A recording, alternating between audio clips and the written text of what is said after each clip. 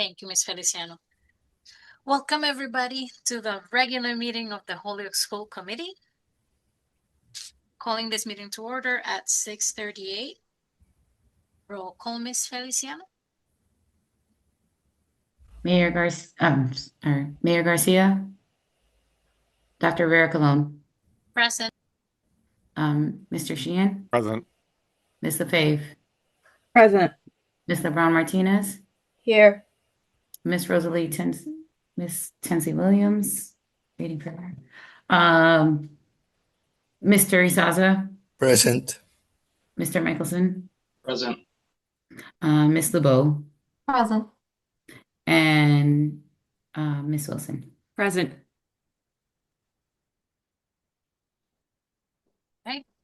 All rise for the Pledge of Allegiance.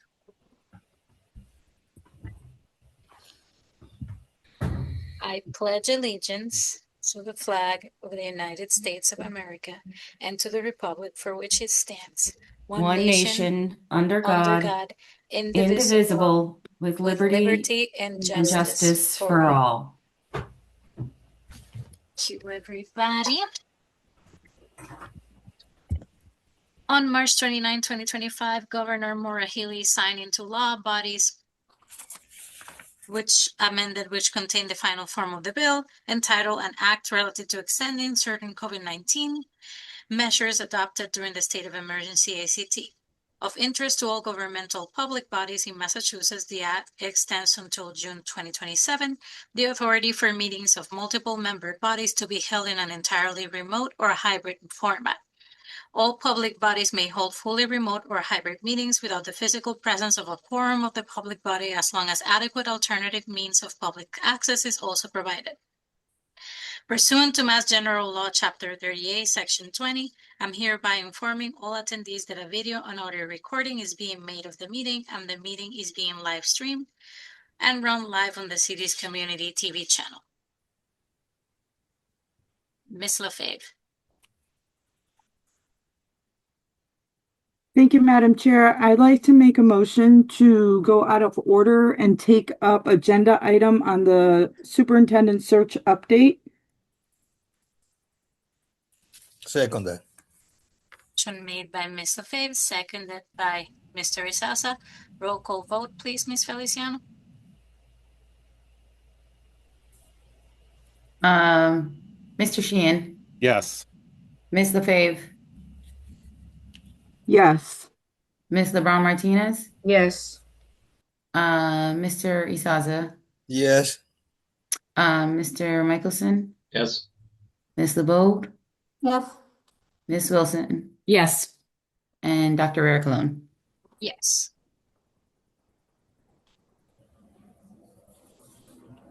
Ms. Wilson. You're mute. Do we need to have public comment first? Point of order? We just had a motion to go out of order. Okay, So that thank would you. move that motion for that. I would move part. that, even that. Okay, thank you. I was just double checking. Thank you. Yep. Thank you. Right. Madam Chair. Yes, go ahead, Ms. LaFave. So I have Miss Tensley Williams on the phone here. She continues to have difficulty. So should I keep her on my phone? Hold on one moment. I'm sorry. Miss Tensley Williams, just give me one moment, please. Should I keep her on my phone? Would you be able to hear her? Well, did you hear her now? I could hear that she was talking, but I couldn't understand what she was saying. Okay. Well, at least I guess so that she can at least hear the meeting. I don't know how we can proceed with this. She keeps having issues. She says when she calls in, it says that the meeting hasn't started. Never happened.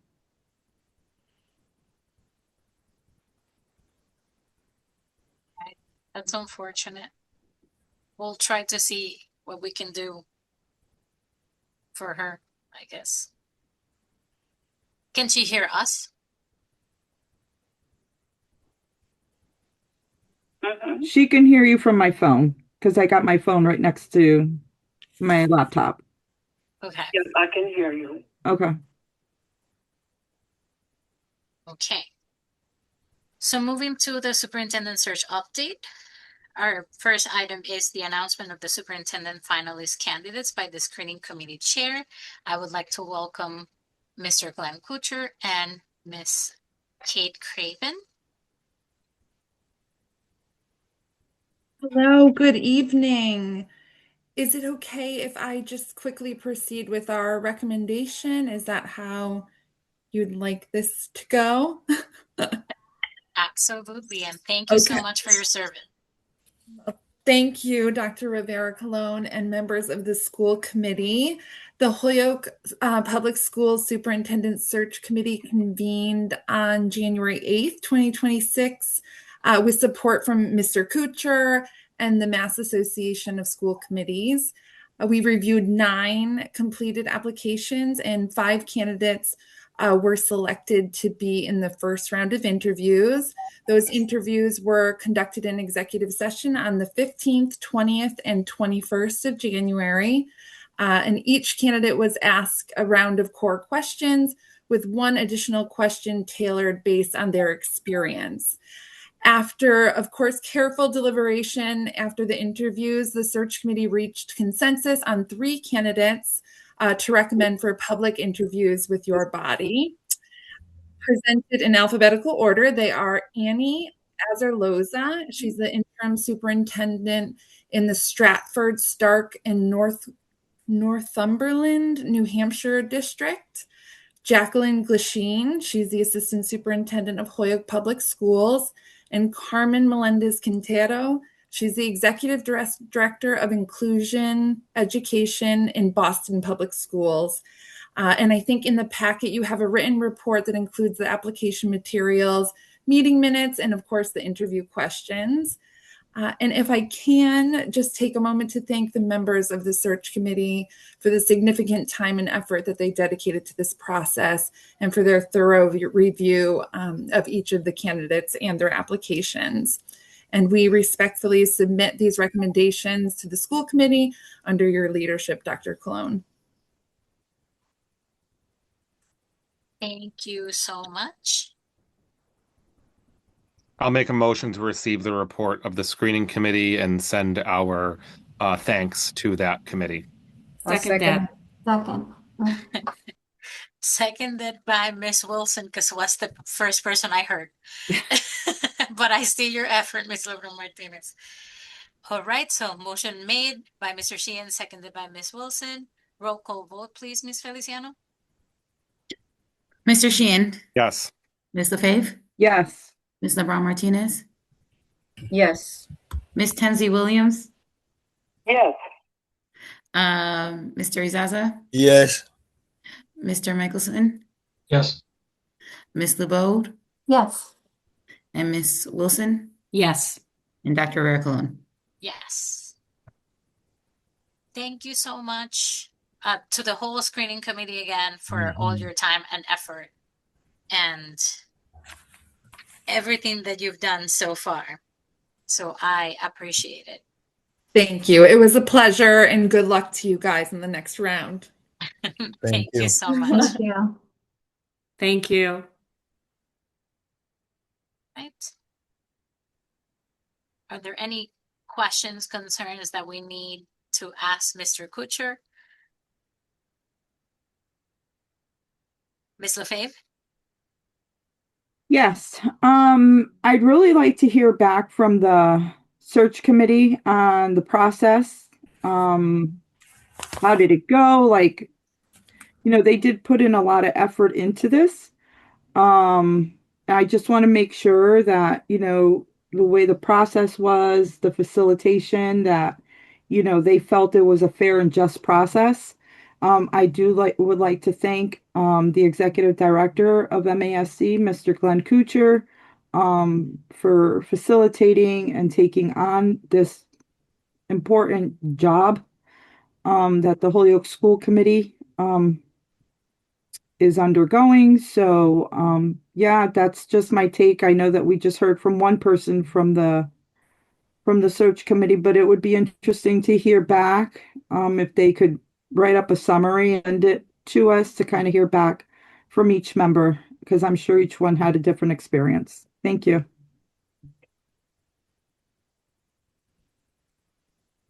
Mr. Isasa? I saw a complaint on Facebook that amounted essentially to saying that the presence of one member of the school committee constituted some kind of bias in the process. So I just want to say that.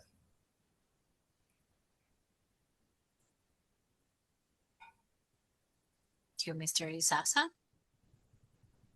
So I would like to clarify with Ms. LaFave because she was the maker of the motion. We're doing the superintendent search update, yes?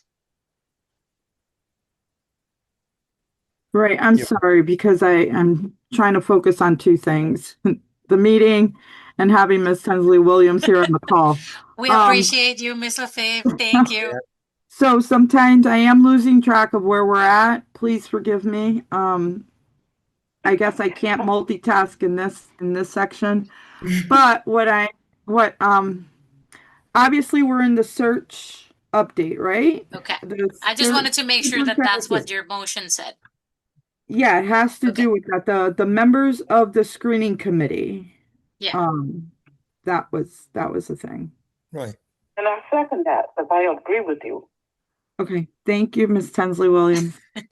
Thank you so much. All right, so we're still under superintendent search update. Next, we have the order filed by Mr. Sheehan that the school committee, when voting to appoint a superintendent, shall do so by written ballot. Each ballot shall contain the name of the member casting the ballot and the name of the candidate for superintendent for whom the vote is cast, or may indicate no vote. Upon completion of the balloting, the chair shall read the ballots aloud in no particular order. A candidate shall be declared appointed only upon receiving not fewer than 6 votes. Mr. Sheehan, anything you want to add? I'll move the motion. Go ahead. Second. Do we have a second? Seconded by Mr. Michelson. Discussion, Mr. Sheehan. I just wanted to do this so we had a process and we didn't get to something in 2 weeks. And it's also, there's been we've all talked about always having to be the first person to vote, all that type of stuff. So this allows that. It complies with the open meeting law since we have to put our name on the ballot. So that'll be read and it has the candidate's name. And it just is a level playing field for all members. So no one it's another option.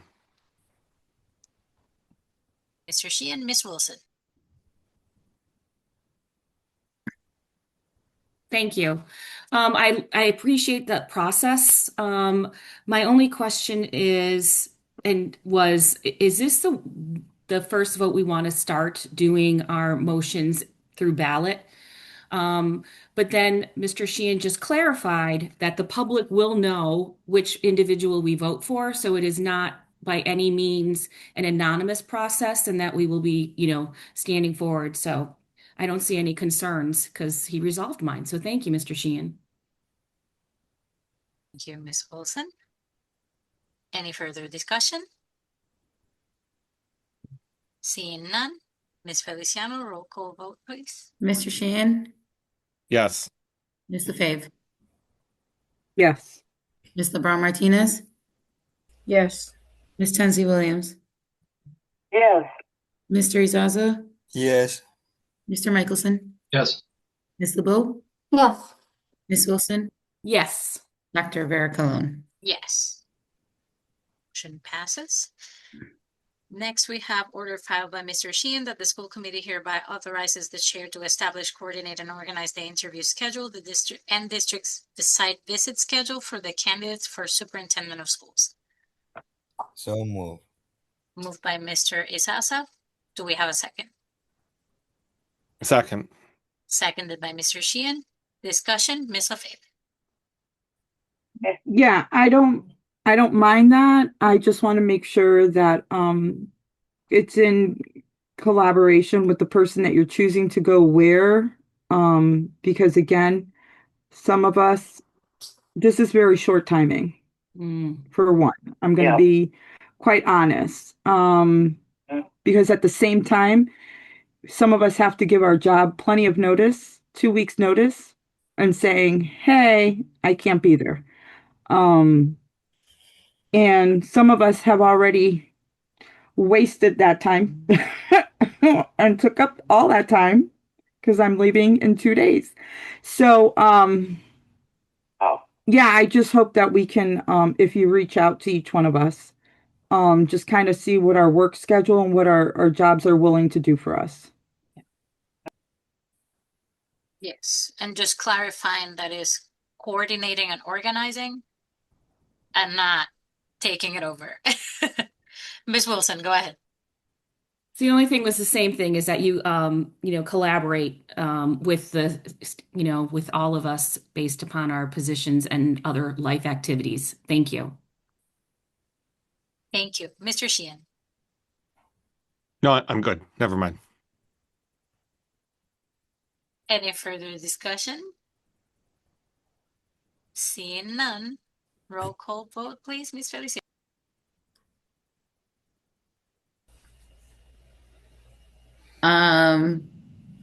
Mr. Sheehan, Yes. Ms. LaFave, Yes. Ms. LeBron Martinez, Yes. Ms. Tensley Williams, yes. Mr. Izaza, Yes. Mr. Michelson, Yes. Ms. LeBeau, Yes. Ms. Wilson, Yes. Dr. Vera Colon. Yes. Motion passes. Can I'm just gonna, Ms. Wilson. I just feel, did Miss LaFave make a motion that was seconded by Miss Tensley Williams earlier? Because she said I supported this. I'm just questioning, was it just a comment or was it a motion? I believe it was Mr. Azaza who had seconded it first. Did you? It was in regards to getting the feedback, but then you mentioned something that apparently I couldn't hear everything that committee member Azaza said because I was focusing on this other Yeah. thing. But he Because mentioned something about Facebook. right, because you started with a motion asking to get some feedback from the Right. group. Right. And then my understanding was then Mr. Saza gave some feedback and then Ms. Tensley Williams seconded your motion. And so it seems like we should be having discussion over that motion. Oh. Thank you.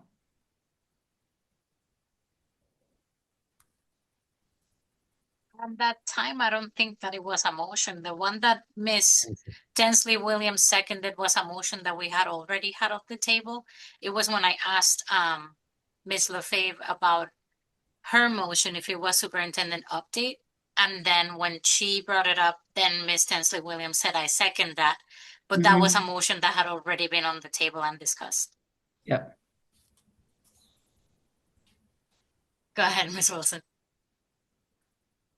I would like to make a motion to get feedback from the group, the search committee group, as to what did they find meaningful? Did they find any challenges? Just for us in the future, knock on wood, that we have that information, I think would be meaningful. Thank you. Second. Seconded by Ms. LaFave. Any discussion? I just thought that was also requested by Ms. LaFleur regarding a report on their process. Isn't It was that part of- requested, but it wasn't a formal motion. Okay, thank you. Yeah. Any further discussion? Seeing none, roll call vote, please, Ms. Feliciano. Mr. Sheehan, Yes. Ms. LaFave, Yes. Ms. LeBron Martinez, Yes. Ms. Tensley Williams, Yes. Mr. Izaza, Yes. Mr. Michelson, Yes. Ms. LeBeau, Yes. Ms. Wilson, Yes. and Dr. Vera Colon. Yes. Motion passes. And since we have Glenn here, Glenn, would you be able to help us get that feedback to us from the steering committee?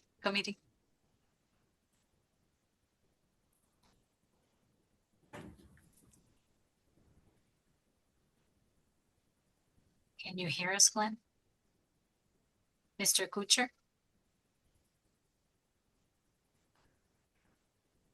I don't know if Ms. Craven can give us. I some don't think feedback as well? I don't believe he's in here. He's under attendee, isn't he? Like outside? Wait, oh no, he is here. Sorry.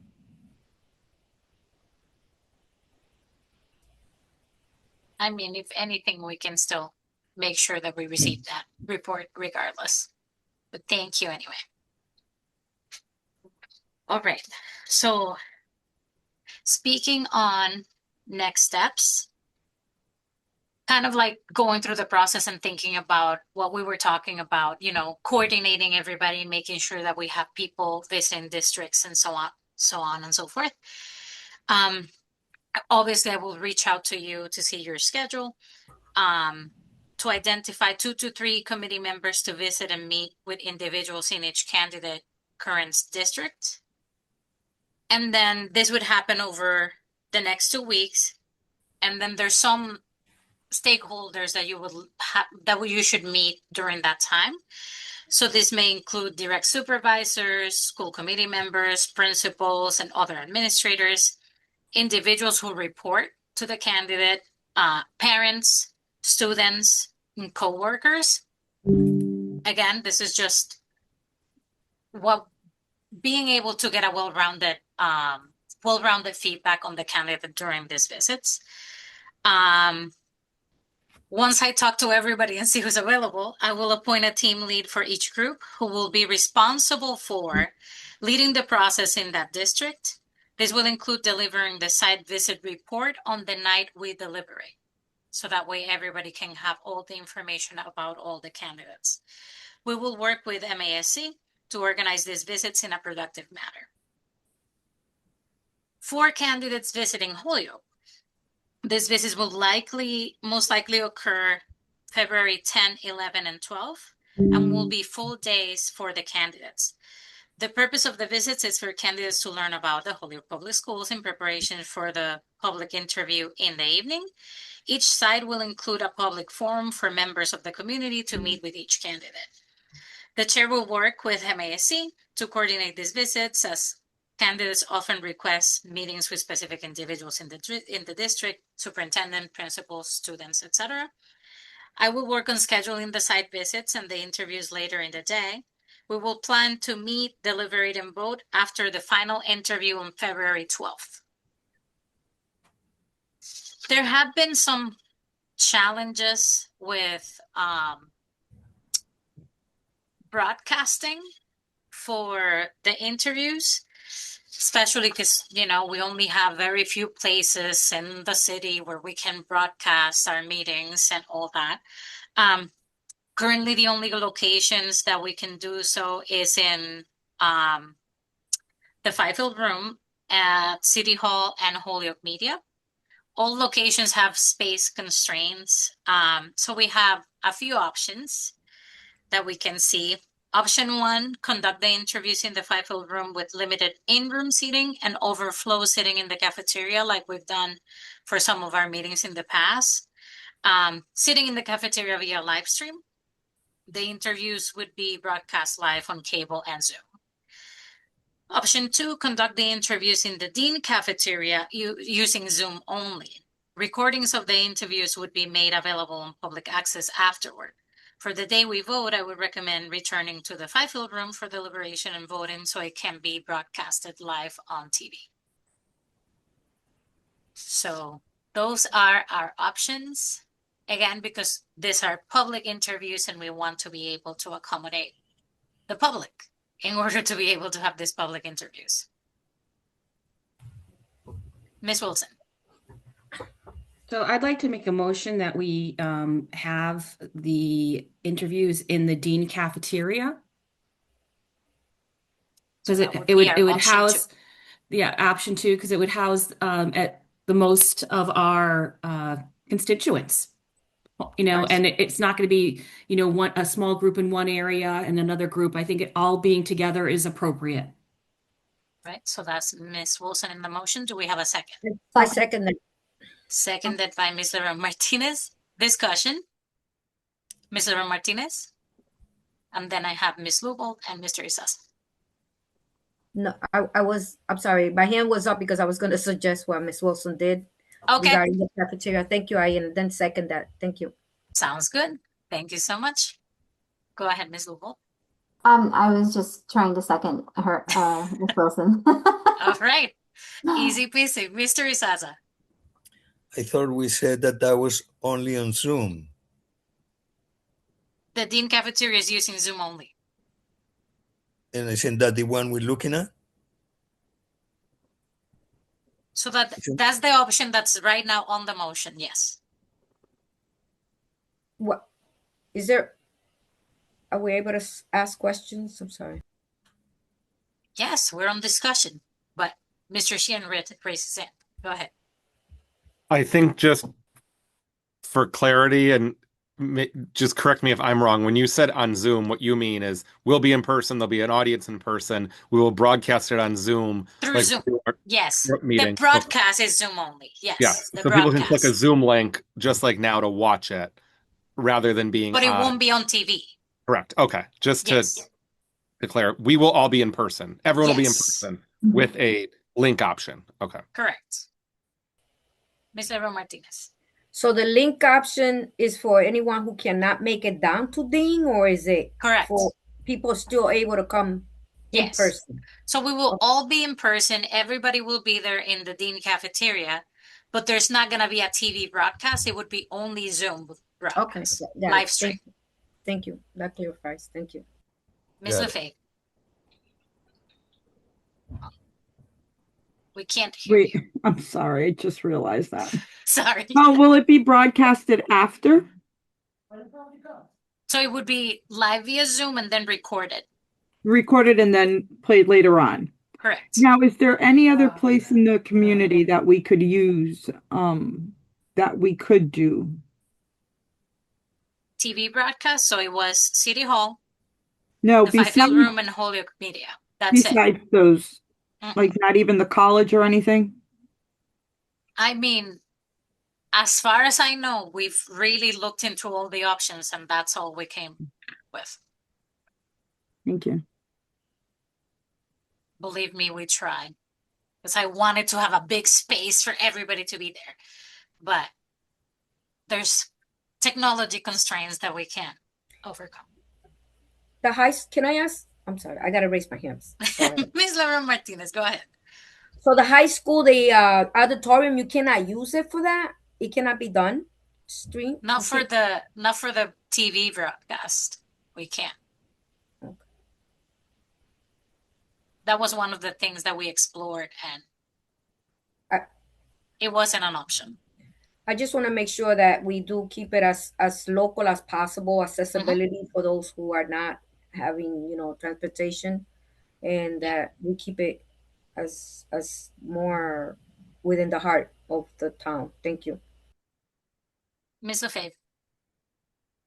Yeah, so I understand that we can't live broadcast even from the auditorium, but doesn't that hold more people? And if we're already doing live Zoom, isn't Zoom an option? I mean, Desi had came to give where even Jashian had presented, and that was on Zoom. Wouldn't that be able to be done? I don't know. Which one is bigger? Mr. Sheehan. I think what's maybe more the important thing for the committee too is just whether I think the big decision is whether we're okay not being live or not. And I think the chair can examine if there's another space that might be more suitable, but I think like keeping it at Dean, at least it's our meeting place. People know the school committee meets at Dean. There's ample parking, it's on the bus, all those things. I mean, Holyoke High is, I believe, on the bus route too. But I just think that, I mean, if we have to change the location, I'm assuming people would be amenable for that if the chair finds something else. But it's more like, are we okay with being on Zoom and not being live on TV at the moment they're happening? That seems to be the big, like, decision on here, from what I heard from the options. And we can still explore if there's a bigger space, and we can do the Zoom live stream. Ms. Wilson. So I'm wondering, so I know Zoom has the option where you can call in. So individuals could listen in, if we do set that up. So we haven't spoken out loud about that is an option for those individuals who wants to be in the presence of the conversation at the moment. They could call in. So it's not so for equity, most people have cell phones now, is what I'm thinking. Yes. And that's always been an option for all the meetings, so definitely. Right, any further discussion? Let's move the motion. All right. Seeing none, Ms. Feliciano, Mr. roll call, San, please. Yes. Ms. LaFave, Yes. Mr. Brown Martinez, Yes. Ms. Tensley Williams, Yes. Mr. Izaza, Yes. Mr. Michelson, Yes. Ms. LeBeau, Yes. Ms. Wilson, Yes. and Dr. Vera Colon. Yes. Motion passes unanimously. Then next we have the questions for our superintendent finalist questions. And Mr. Michelson, go ahead. So I don't know if we need everybody, if Mr. Kuchar needs to be here for the discussion about the questions, or if you wanted to be here for about the questions, but we got like 100 teachers that are waiting to talk. So I didn't know if we wanted to table this, let them do the public comment and come back to it. If we table it, then we need a motion to remove from the table again. But you would need to make a motion and have a second for that to happen. Do we need Mr. Kuchar to be here for the discussion about the questions? Or anybody? mean- I make a motion to move to public comment. Second that. Discussion? Seeing none? Could you Roll repeat call the vote, Wait, motion? wait. Oh. I had my hand raised. Oh, go ahead, Ms. LaFave, sorry. I'm sorry, but where exactly are we? We On this were agenda. in superintendent search update.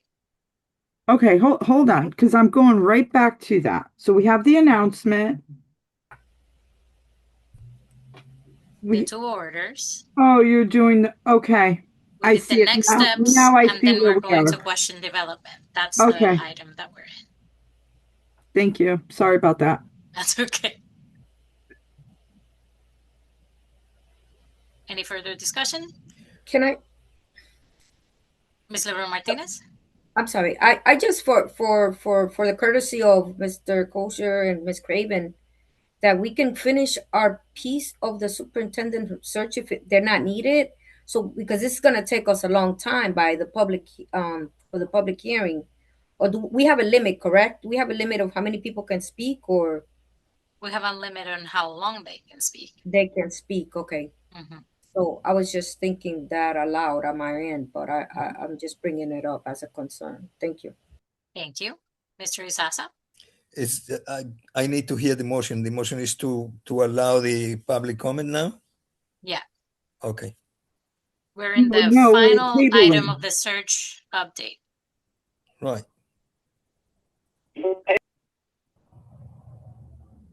No, there was never a motion to table. There was a question, clarifying question by Mr. Michelson, but the maker of the motion was Ms. Lubel to move to public comment. Right. Ms. LaFave? So wouldn't we first need a motion to table this section of the superintendent search because we had already approved to go out of order into that section? So wouldn't Right. we require a motion to table this final part of the superintendent search update? And then it's kind of going, well, no, we're going back to order, even though I don't think public comment came first. We would go, hold on, let me look. Maybe I'm wrong. Yeah, it would be because there is no showcase. It's just it's gonna be very strange because we're halfway through the item. Well, no, That's the the thing. last portion of the item is just the questions because you already went Right. through everything else, correct? if I'm looking Right. at it correctly. It's just the questions. Yeah. So unless people are planning to make this a very long ending part of the search is the question section, then I guess I can understand as to why they want to move out of this section, because this is going to be a very long discussion. Right. But you would still need to table what we had originally agreed to go out of order on. Before we just say to go, it's kind of going out of order again, because we're getting out of one. Ms. Lubel. The motion to take up the questions, I believe, I mean, not the questions, the motion was to hear the announcement of the candidates. That was what the motion was made to go out of order. I don't know, my question to you, Madam Chair, is that is what I heard in the specific motion. It was to hear the announcement of the candidates. I don't know that we go in succession and continue to go down that line. I'm asking the question because I'm not aware. But and to Ms. Lubel, clarify, I had the same clarifying question and I asked the maker of the motion and she clarified for me that it was the search update, which then made it the whole section. I see. Thank you. Ms. Lefebvre, thank you. Yeah, I was going to say when I made the motion, and if we could please have Ms. Feliciano to read back what my motion was, but it was to go out of order and take up item superintendent search update. Now, whatever fell That's under correct. that section is what we were going to discuss. So that's why I'm saying if the plan is to get out of it, then we would need a motion to table and then take it back off after. I mean, that's all I can think of. Mr. Michelson? I just want to make sure if we, that's why I was asking if we needed Mr. Kuchar, right? If we need Mr. Kuchar and the rest of the screening committee here to discuss the questions, right? Then let's by all means just move through the agenda. But if we don't, right, we got another 100 people waiting to speak and we could move things along for them. Thank you, Mr. Michelson. Ms. Wilson? So I just want to clarify, according to our current policy, there is a 15-minute cap in total for public comment. There is 2 minutes per speaker. But in total, we do, our policy does speak to having, if I can get back to that, having a 15, it says at the start of each regularly scheduled, there'll be signed for public comment. The public comment segment shall not exceed 15 minutes. And speakers are allowed up to 2 minutes to present. And the chair may permit an extension of the time limit in extenuating circumstances.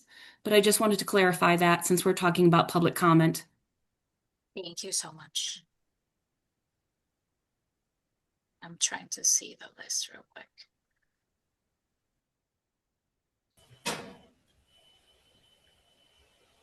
Okay.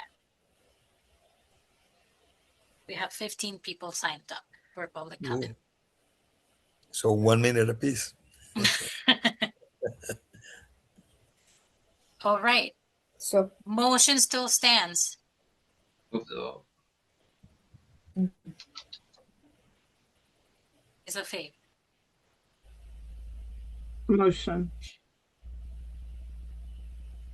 To move into public comment.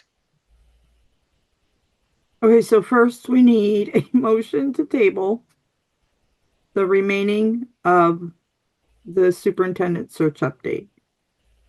Second that. I guess Ms. Tensley Williams Did you is make the stating motion? that I am making that motion. So by all means, Yes. I just made the motion. She seconded it. Let's do that, and then somebody else can put in the next motion. All right. Discussion on the motion to table the questions for superintendent search. Seeing none, Ms. Feliciano, roll call vote, please. Making it busy for me today, guys. Zoom meetings, am I right? Oh, man. Thank goodness for multiple screens. Okay. Mr. Sheehan. Yes. Ms. Lefebvre. Yes. Ms. LeBron Martinez. yes. Mackenzie Williams. Yes. Mr. Izaza, Yes. Mr. Michelson, Yes. Ms. LeBeau, Yes. Ms. Wilson, Yes. and Dr. Rivera-Colon. Yes.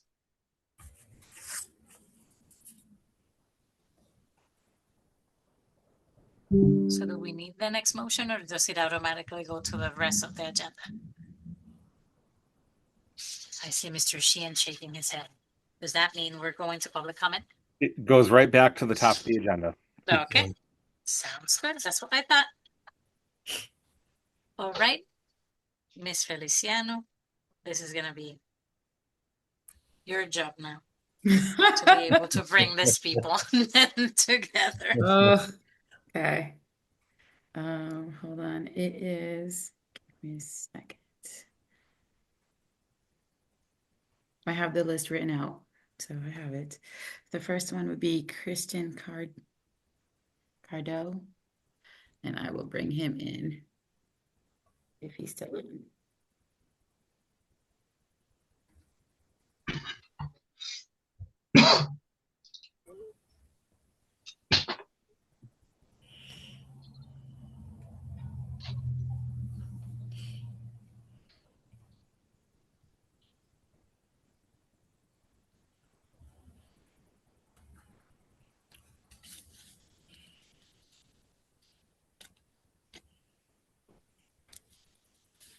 Christian Carde, you please state your name and address, and you'll have 2 minutes to speak. Hi, my name is Christian Cardi, from 203 West Franklin Street, and thank you. So tonight, real quick, I want to raise some concerns about this superintendent screening committee selection process. First, initially, candidates were expected to be interviewed, and then the process was changed to a nomination-based process without clear communication.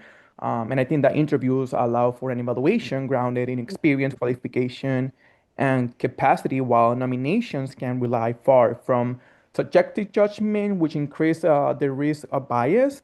I also want to like bring that at some point, Ms. Wilson stated that the committee was looking a little bit too wide. However, her concern appeared inconsistent with the outcome, as her nomination was a Caucasian person over and over until it was selected. So I don't know. I'm also concerned about the selection of Ms. Lubo to the screening committee, despite not following the state application process. And I asked whether any other community member will volunteer after the deadline will also have been provided with the same flexibility. So also allowing her to join the after deadline and to participate on the later process after prior discussion about candidate raises serious questions about fairness and bias. And even if intentional, prior participation in discussions create an uneven playing field. It gives her access to perspective and deliberation that other school community members didn't have, and it becomes difficult to separate early viewpoint from later discussions meeting or making. Last, I raise this concern not to question the school committee authority, but to question a process that should be transparent, unbiased, and fair, especially for a decision of this magnitude, unless a candidate for superintendent has been already selected, and this is just to show the due process while pushing some agenda. Thank you. Thank you so much.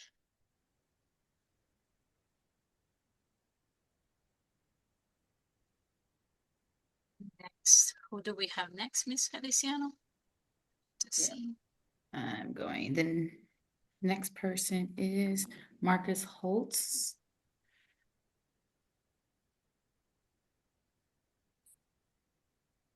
Just promoted him.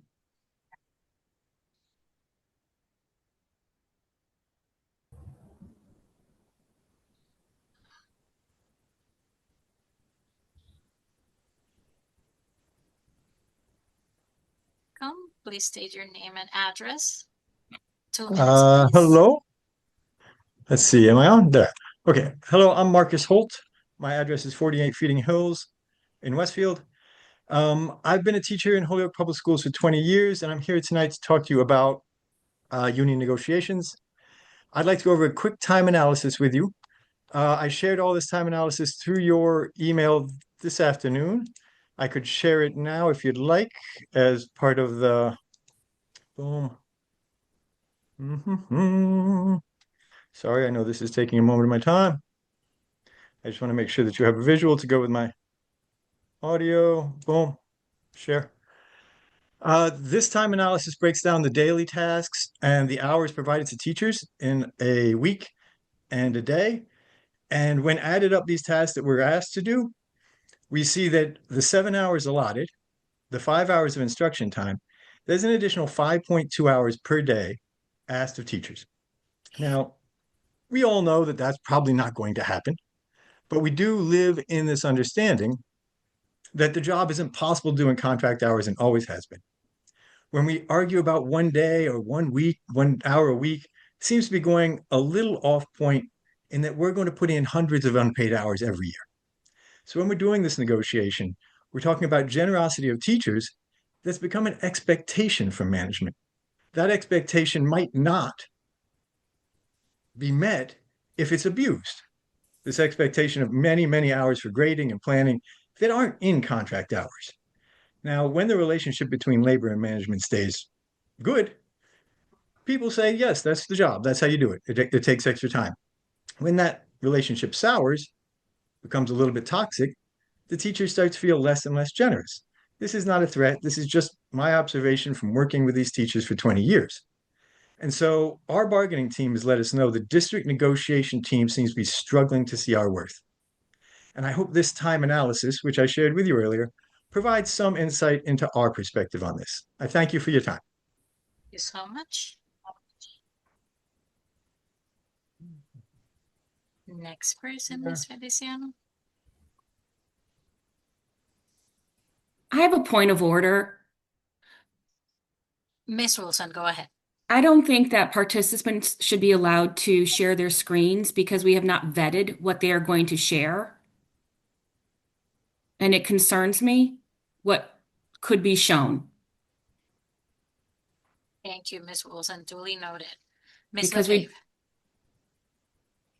We please ask Mr. Holt to send what he had shared, both the data and the other form to Ms. Feliciano Sims so that it gets to us so we can review it. Yes. It was sent to us as well. I definitely received it. Yeah. But we will share again if you'd definitely like. make sure to share it with Ms. Feliciano so that we can all receive it. Next person is Christine Lurie. I'm hoping I say your last name right. I'm awful with names. I'm trying to promote her. There you go. And I will remove.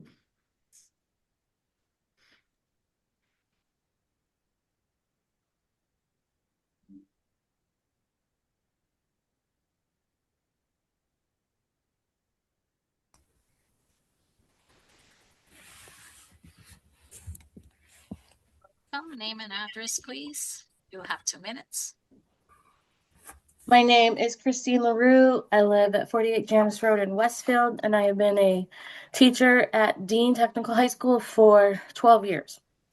I just wanted to share a few things about the union contract or teacher contract, just in regards to pre-receivership and post-receivership, in that not much seems to have been, there's been negotiations put on the table, but not much has seemed to have been pushed through or concerned about, it feels. It's just been, as a teacher, I can just say that the teaching is a very personal and emotional type career, and receivership has been pretty emotionally and professionally exhausting. The work days became longer, the school year extended, professional development increased with frequency. It was often repetitive with little differentiation or consideration for the veteran educators, such as myself. Decisions were and continue to be made with little or more no meaningful teacher input. And as an educator who deeply values relationships with students, families, caregivers, and the broader community, it has been disheartening to see compliance and data consistently prioritized over connection, creativity, and the human elements that drive effective teaching. But despite long hours, continual adaptation and supporting students through their own challenges, acknowledgement, and effort of expertise has been somewhat minimal. I just want to say that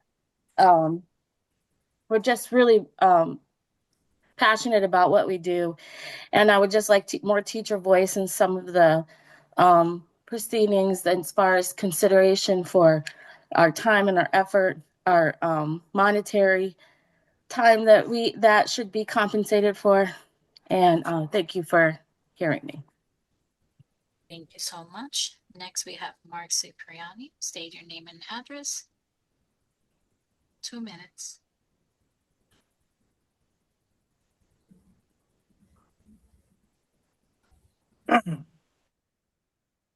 Hi, my name is Mark Cipriani. I am currently a diesel instructor at Dean Tech. I have been teaching at Dean since 2014. I would like to share my journey as a teacher with the Holyoke School. Address. You need to state your name and address. My name is Mark Cipriani, Garfield Circle, Southampton, Mass. Okay. I just wanted to share my path, my path as a vocational instructor, and I'll try to shorten this because of my time constraints. Let me just say, I grew up in a time and a place that doesn't exist anymore. It was a time when skills were learned by watching and doing, and by being held accountable. When skills mattered. When fixing something instead of throwing it away was expected. When respect for teachers and tradespeople for hard work was understood and not negotiated. I'm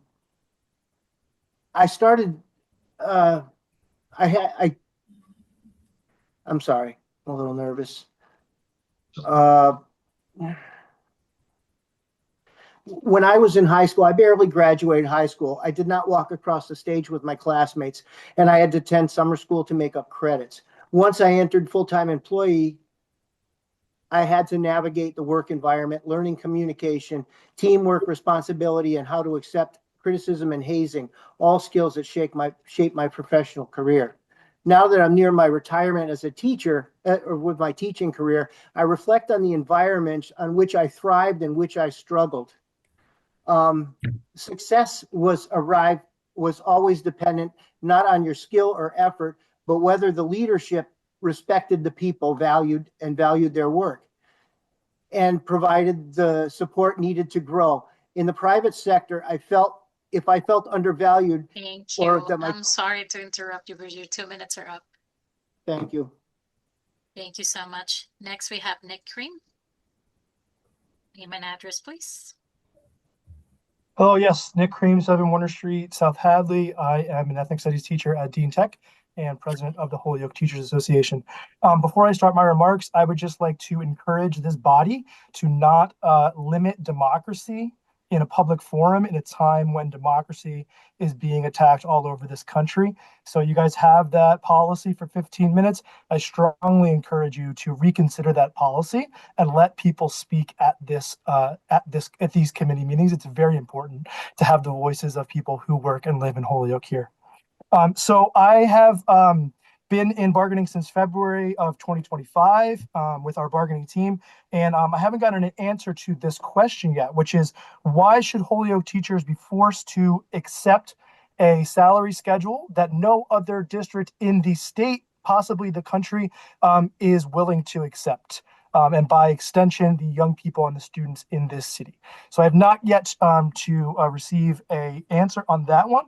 And I tried to ask our DESE representative at the table last time, and he also didn't know how many teacher unions do not get daily prep times in the state. So I would ask again, why should Holyoke teachers take a contract where they don't get daily prep time, where that is the norm for many other districts in our Commonwealth? Lastly, I would just like to talk about the length of the school year.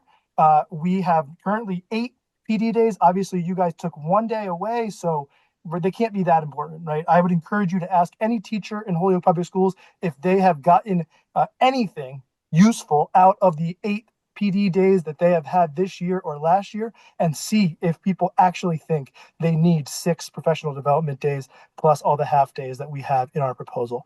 So I would encourage you to ask any teacher that you know in Holyoke if they're getting a lot of use out of those PD days and if all of those days are really necessary to keep good, experienced teachers in Holyoke, because I think the answer will be no. So thank you so much in advance for doing the right thing and giving us 185-day school year, steps and lanes, and a daily prep period for all of our teachers. Thank you very much. Mr. Cream. Next up, we have Miss Mary Brazo. Name and address, please. Hello, Mary Brazo, 74 Pearl Street, Holyoke. I have an example for you of what happened when my prep was taken once a week for a professional development. I teach English, 10th grade, so MCAS years. So when Relay came, the thought was that Relay was really good pedagogy. I agreed. And I agreed with my principal. I would give her a prep so she could coach me with Relay. Unfortunately, we ran into 2 different problems. One, the district really wanted to micromanage how Relay was output. So an entire prep period was used for coaching that led to half of a lesson plan. And if you see what Marcus Holt shared with you of what we have to get done in a day, getting half of a lesson plan for one of my 2 preps that I teach isn't sufficient. The other piece was that they actually wanted us every week to do this.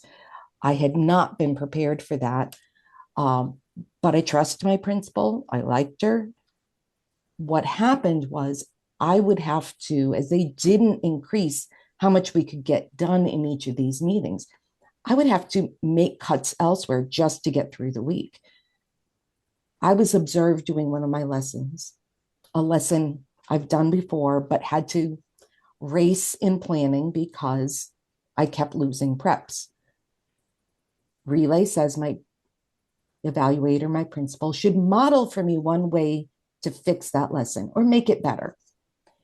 My principal, who's known me since 2013, modeled for me something she has seen me do and has seen me teach student teachers to do. Of course, I know to do it, but I haven't had the prep time to do all of the things I could potentially do with the lesson. I was, to be honest, furious, but because I wasn't seen by someone who knows me. And this is because she was spending so much time prepping and extra professional development So for sorry every to single interrupt week. you, but your 2 minutes are up. Thank you for listening. Sorry. Next up, we have Miss Bella Chico. Name and address, please. 2 minutes. My name is Brandy Bellachico. I live at 10 Smith Street in South Hadley. I'd like to start by echoing what my president said, that we should really use this forum as an opportunity to honor democracy when it is under attack in our country. In the 2 weeks since the last school committee meeting, I have spent 5 hours writing IEPs, 4 hours in IEP meetings, 1 hour meeting with my 4th grade content teachers, 4 hours meeting with other service providers, 1 hour meeting with my ELA coach, 1.5 hours meeting with my principal, 4 hours writing progress notes, which are not yet done, 30 minutes communicating directly with parents, 30 minutes making copies and preparing everyday materials. If you're listening carefully and you know the responsibilities of a teacher, you'll notice that there's a huge task that I did not include. I did spend 0 hours in the past 2 weeks lesson planning, but only because I have spent 2 weeks straight assessing 9, 10, and 11-year-olds. That's 21.5 hours in the past 2 weeks, which is over 10 hours a week, doing many, but not all, of the tasks that teachers are required to do to prep for teaching students. And that's why we're asking for protected prep time 5 days a week. Because really imagine if I was 38 minutes late to my own classroom without warning because I didn't take my time to ensure that I was prepared.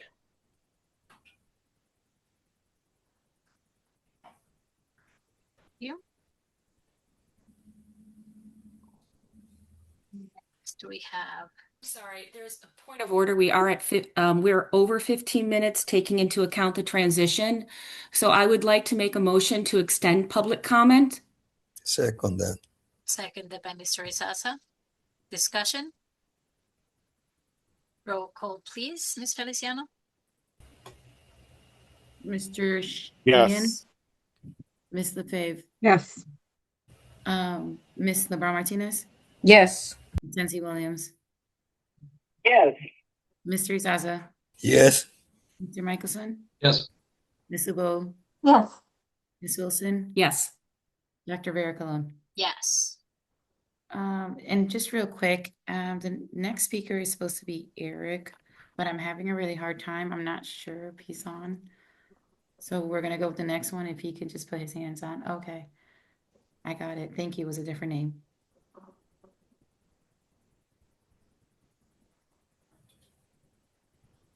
Perfect. Thank you.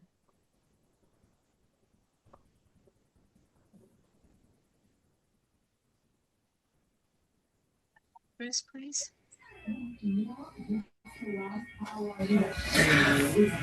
Oh, hello, can y'all hear me? No. Yes. Yes, we Hi, my can. name is Name and address. yes. Hello, my name is Eric Montagna. I live at 8 Scott Hall Drive in Holyoke. I am a 25-year-old math teacher for the Holyoke Public Schools. I'm currently in my third year as an educator and my second for the HPS. Every day I come to work ready to provide a high-quality education to the students in Holyoke. I create a welcoming environment that students want to be a part of. I adapt lessons to the specific needs of my students. I gather and analyze data. I work hard to serve the community that I personally grew up in. After school every day, I pack up all of my belongings and immediately head over to the second full-time job that I hold. Being a master's holding licensed educator comes with a lot of personal debt, and I personally understand that. Personally, I spend about $700 a month on transportation, $1,400 a month on debt accrued as a student, and at least $300 a month on other necessary expenses such as groceries, doctor's appointments, medications, and that leaves me with not very much money for saving. I'd like to invite you to take a couple seconds now to take a moment and think about the greatest expense that you have that I have yet to mention. Right now, I am blessed to live with a family who understands the current economical climate enough to understand that their adult son needs to remain at home, not to save, but to survive. I am not naive enough to think that all of my financial problems could be solved with an overhaul of our salary system,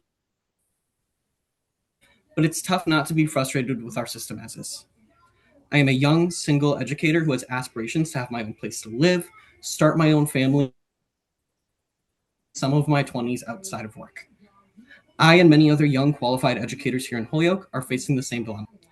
Either sacrifice our youth to serve the community that we love, or find another district or career that won't force that decision upon us.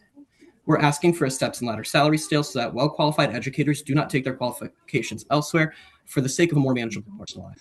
Thank you. Thank you. Next up, we have Ms. Meredith Rosa. Name and address.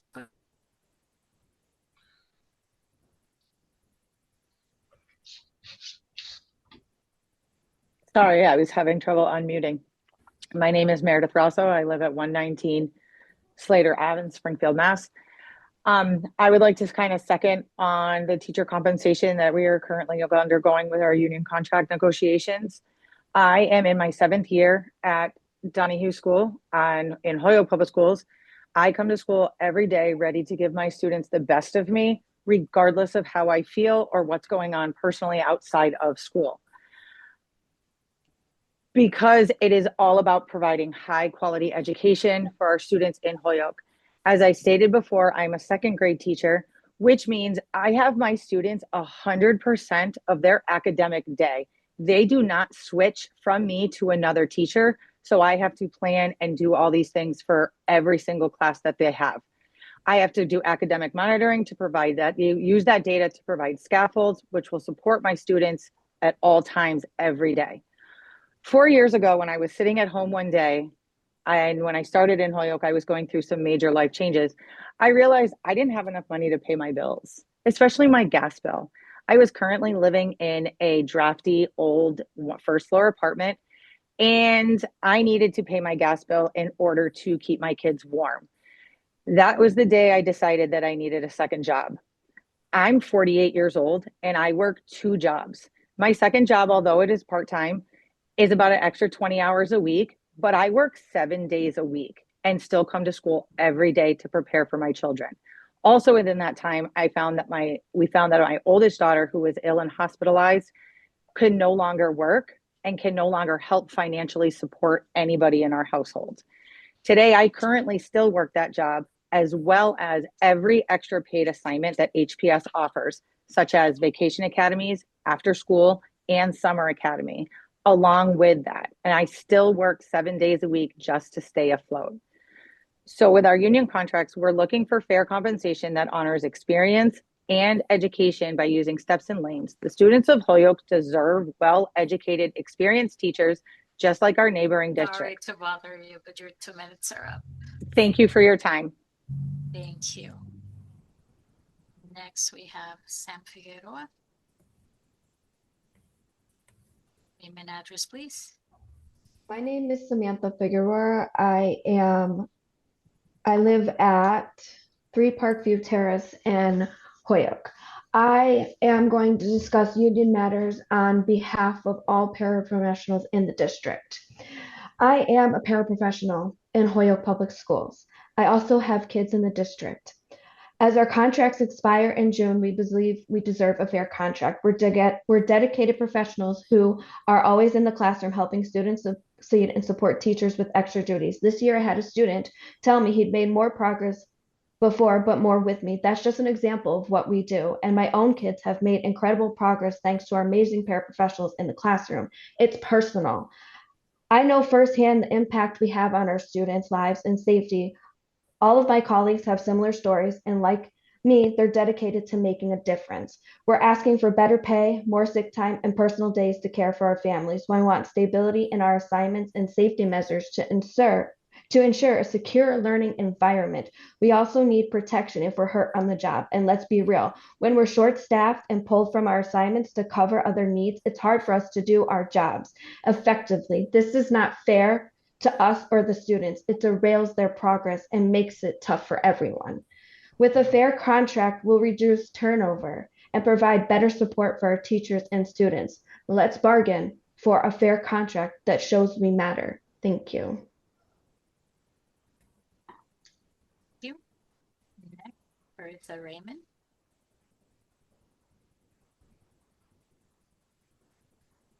Name and address, please.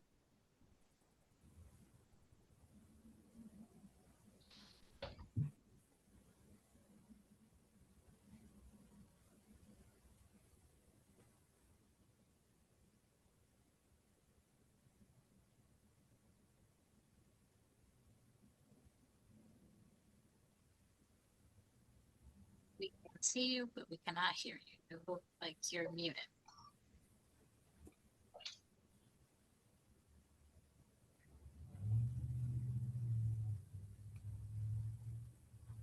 Madam Chair, I don't think she heard that you're addressing her. Marissa Raymond, it's your turn for public comment.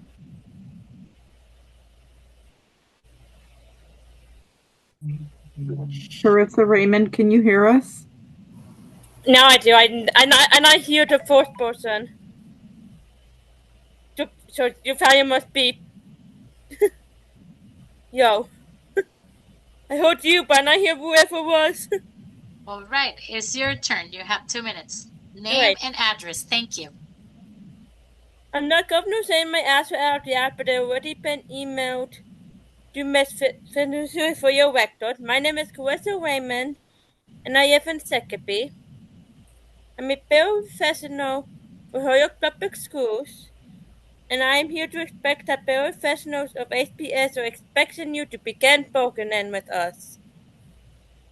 Paraprofessionals are a crucial part of our schools. We play a vital role in supporting students, and we deserve a contract that ensures we are fairly compensated for our work and operates in a healthy and safe work, and learn environment.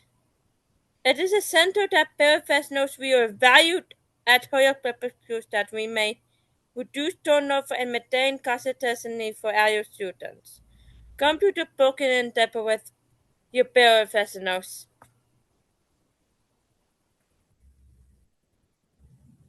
Thank you so much. Thank you. Hi, Madam Chair. Sonia Garcia and Marisol Mora, I tried searching for you guys. It's not there. Veronica Santana, I went straight to you.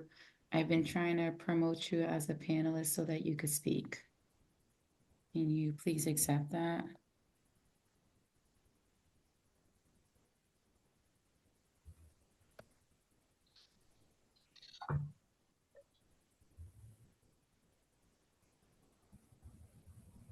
We have the next person.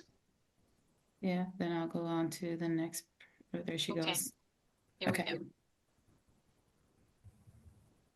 And Name and address, and please. I'm Veronica Santana. I live at 5 Old Jarvis Avenue in Holyoke. I'm a parent of a freshman at Dean High School, a paraprofessional currently acting as a teacher at Sullivan Middle School for the past 4 years, and a member of the executive board for the Holyoke Paraprofessional Association.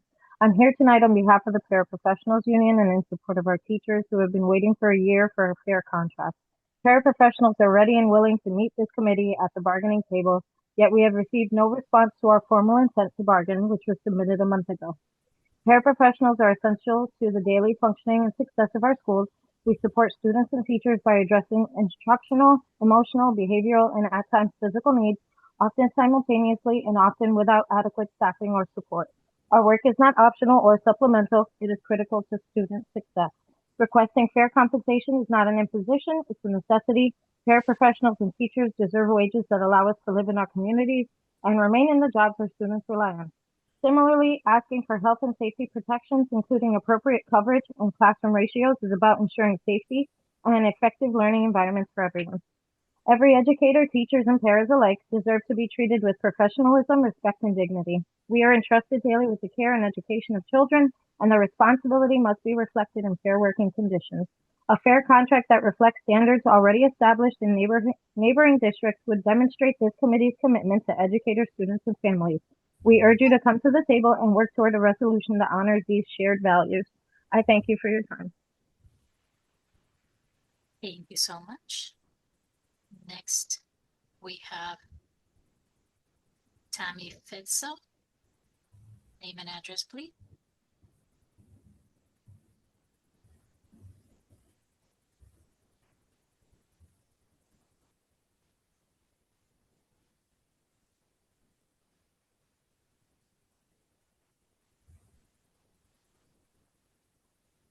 Tammy Fitzel, is your name for speak? Is your turn for speaking?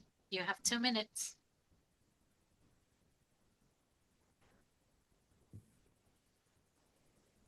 I see that you're unmuted, but we cannot hear you.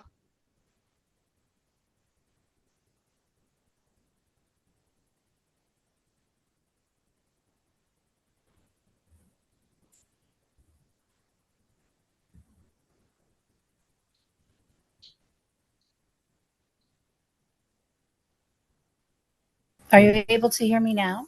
Yes. Okay, I'm so sorry, but I can't get my camera to work, so I apologize. That's okay. So I've been in the district for almost 20 years now as a teacher, Name and and now address, sorry. I'm sorry, Tammy Fitzel, 106 Chapin Street, Holyoke, Mass. So again, I've been in the district first as a teacher, and now for many years, I am currently an RBT. I just wanted to formally call on the committee to begin bargaining with us. But before anything else is said, I really want to name the reality that this district is an embarrassment in how it pays, how it trains and supports the paraprofessionals and registered behavior technicians who are essential to our special education programs. We stand in solidarity with our teachers whose fight for their students and their profession was earned. Because of that work, we are not starting from scratch, but we are starting from strength, and now we are ready to build. We are done with short-term fixes. Our special education programs require real infrastructure. Safety, access, and success depend on the consistent, skilled work of paraprofessionals and RBTs. These conditions drive turnover, destabilize classrooms, and undermine the services we claim to prioritize. That's why this situation remains an embarrassment. It is not sustainable, and it is not worthy of our students. Make no mistake, we do not stay in Holyoke because we have to. We stay because of the students and the families who deserve stability, dignity, and programs that work. That commitment should never be mistaken for tolerance or neglect. Our goal is clear: a district known for strong, well-supported programs and a professional culture where paraprofessionals and RBTs are respected, trained, and fairly compensated. We are organized, we are united with our teachers, and we are ready for meaningful bargaining that reflects the urgency of our students' needs. The time to begin is now. Continued delay causes harm. The question is not if you will bargain. The question is, when will you bargain? Thank you for your time. Thank you. Ms. Feliciano, that is the end of public comment, according to my list. Is that true? That's correct. Thank you so much. Just as a reminder, and then make sure that we bring back everybody who doesn't need to be promoted at this time. Just as a reminder, there's no conversation, public comment. Everybody comes up, they say their piece, and we talk about the items on the agenda. So no conversation. Communication and reports. We have student reports. Do we have anybody, Ms. Feliciano, today? Yeah. All right. Superintendent's report, Mr. Soto, on school year calendar. Yes, as we do every year around this time, we wanted to get the calendar for next year going. So I think especially this year, the most important thing is we want to communicate when the first day of school and last day of school is. We do understand that, we're currently under negotiations with the HTA and that the calendar could change, but I think it's really important that we get a calendar out there so that families at least know what to expect. We did solicit feedback as we have in the past from principals. We solicited feedback from our teacher advisory group and our district parent advisory group. This current calendar continues to hold the 180 days, which is required in Massachusetts, and an additional 8 days as with the current contract. November 3rd is going to be a professional development day because there's elections going on that day. And one of the things that we incorporated into this calendar this year that caused us to pivot a little bit this year. We wanted to make sure that during the break, there was a full Monday through Friday off during the winter break, and this calendar achieves that. And it still gets us, out at a reasonable time in June.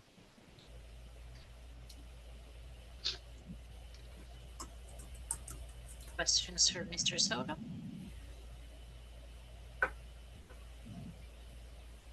Seeing none, we continue. New business. We have Is that the school a committee. vote? I'm sorry. Oh, I'm sorry. Go ahead, Mr. I have a question. So looking at the calendar, I mean, I understand the PD day on November 3rd because it's election day, but the primary election on the 1st is not a local election. I mean, it's the primary election for the state ballot. So I'm just wondering the reasons for doing a PD day on the 3rd and not making the same accommodation on the 1st of September. So are you saying there's not going to be any elections going on in our schools on that day?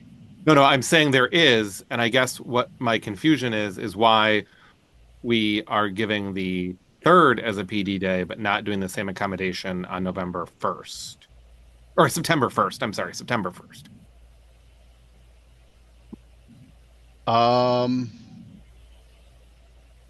That was something that I must have overlooked. So thank you for that feedback, and I can go back to the team and find out, if there's some changes that we could make. I didn't realize there was another election day on September 1st. Well, you have it on the calendar. It says election day local, but it's not. Okay. I see it. Yeah.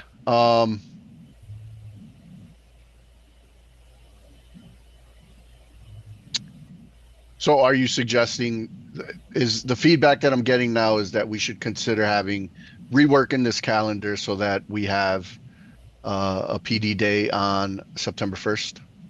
Well, I mean, personally, my philosophy has always been that I think that students should see democracy occurring, but I know why schools have closed schools for elections. So I think there needs to be, if we are not having students in buildings, there needs to be a consistent application when it comes to elections. And I understand that we have random special elections that may come up that we can't plan for, but since this is a state primary election and it comes out on the state calendar, we can plan for it. And I think that we sometimes need to make those planning for it. Mm-hmm.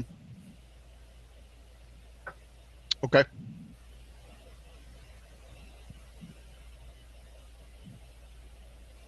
Can I?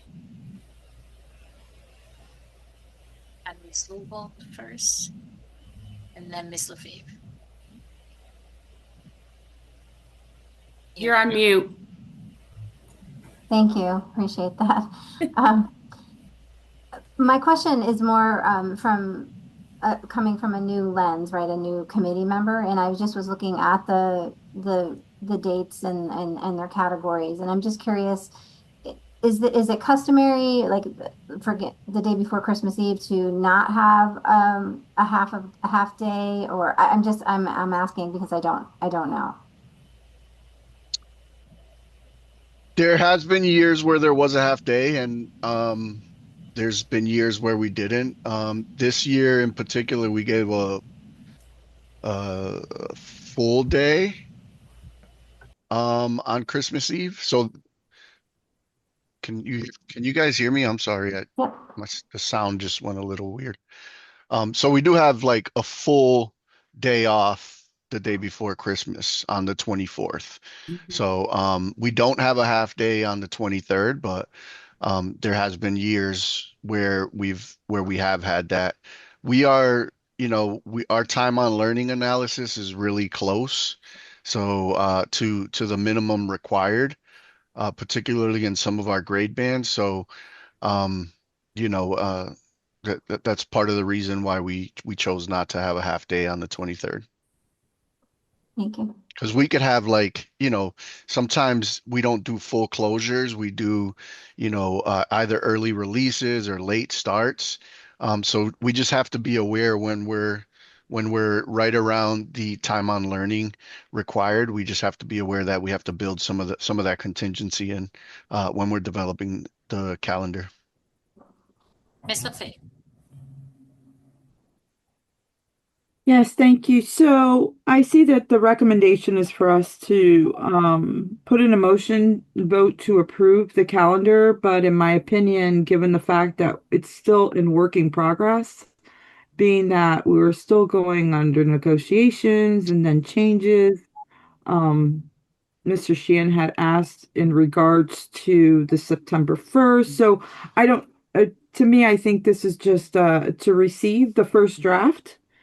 And then bring it back at a later time with the hopes that it'll be like the final draft with all the updates versus approving something now, sending it out, confusing families, then all of a sudden it's a different thing. That is just, I don't want to put in a motion yet, as I know that there are other people that have raised their hands for comment. Miss Wilson. Thank you.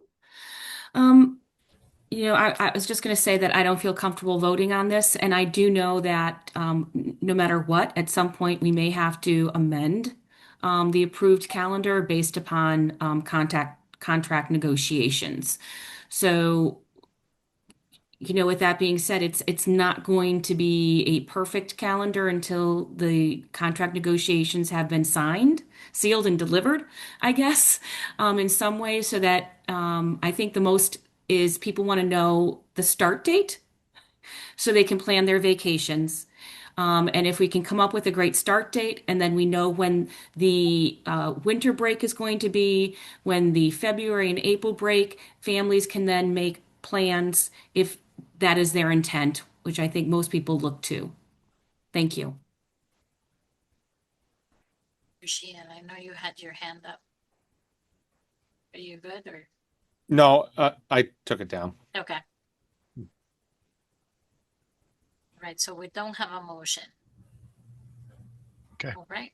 Thank you. I'll make a motion to accept this as a first reading. Second. Seconded by Ms. Wilson. Roll call vote, please, Ms. Feliciano. Because we had already discussed it, unless there's something else. Yep. Mr. All Sheehan? right. Yes. Ms. LaFave? Yes. Mr. Brown Martinez? Yes. Ms. Tensley Williams? Yes. Mr. Izaza? Yes. Mr. Mickelson? Yes. Ms. Lubo? Yes. Ms. Wilson? Yes. Dr. Rivera Colon? Yes. All right, thank you. Moving on to new business. That the school committee received the City of Holyoke procurement cash reconciliation report. Do I have a motion? So moved. Moved by Ms. LaFave. Do I have a second? Second. Seconded by Mr. Michelson. Discussion.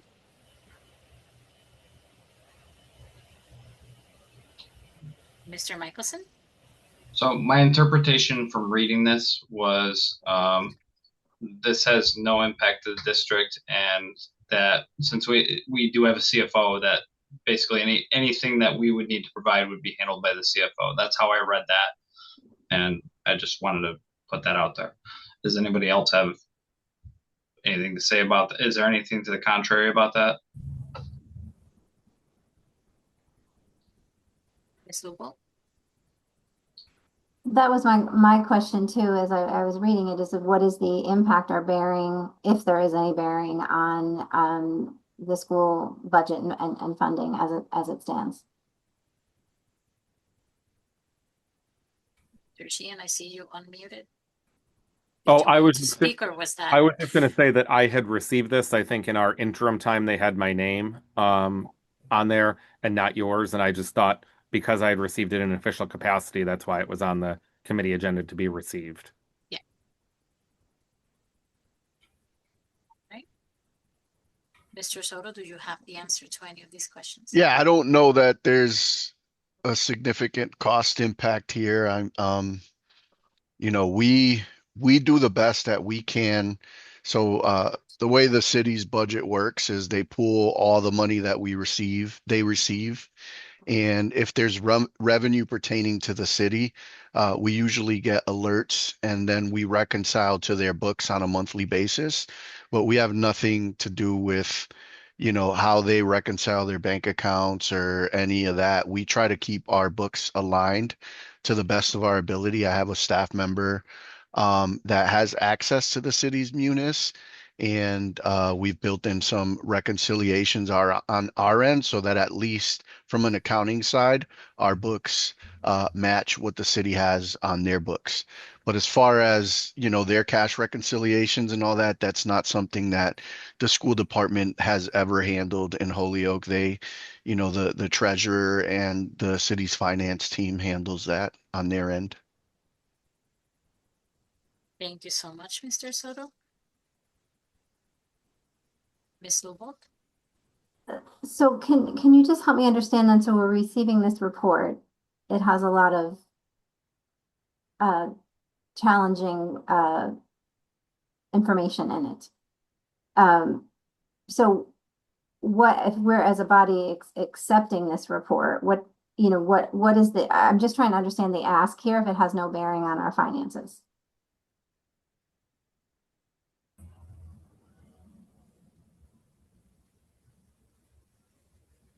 Ms. Cologne, Dr. Rivera Cologne? Ms. Wilson, go ahead. Thank you.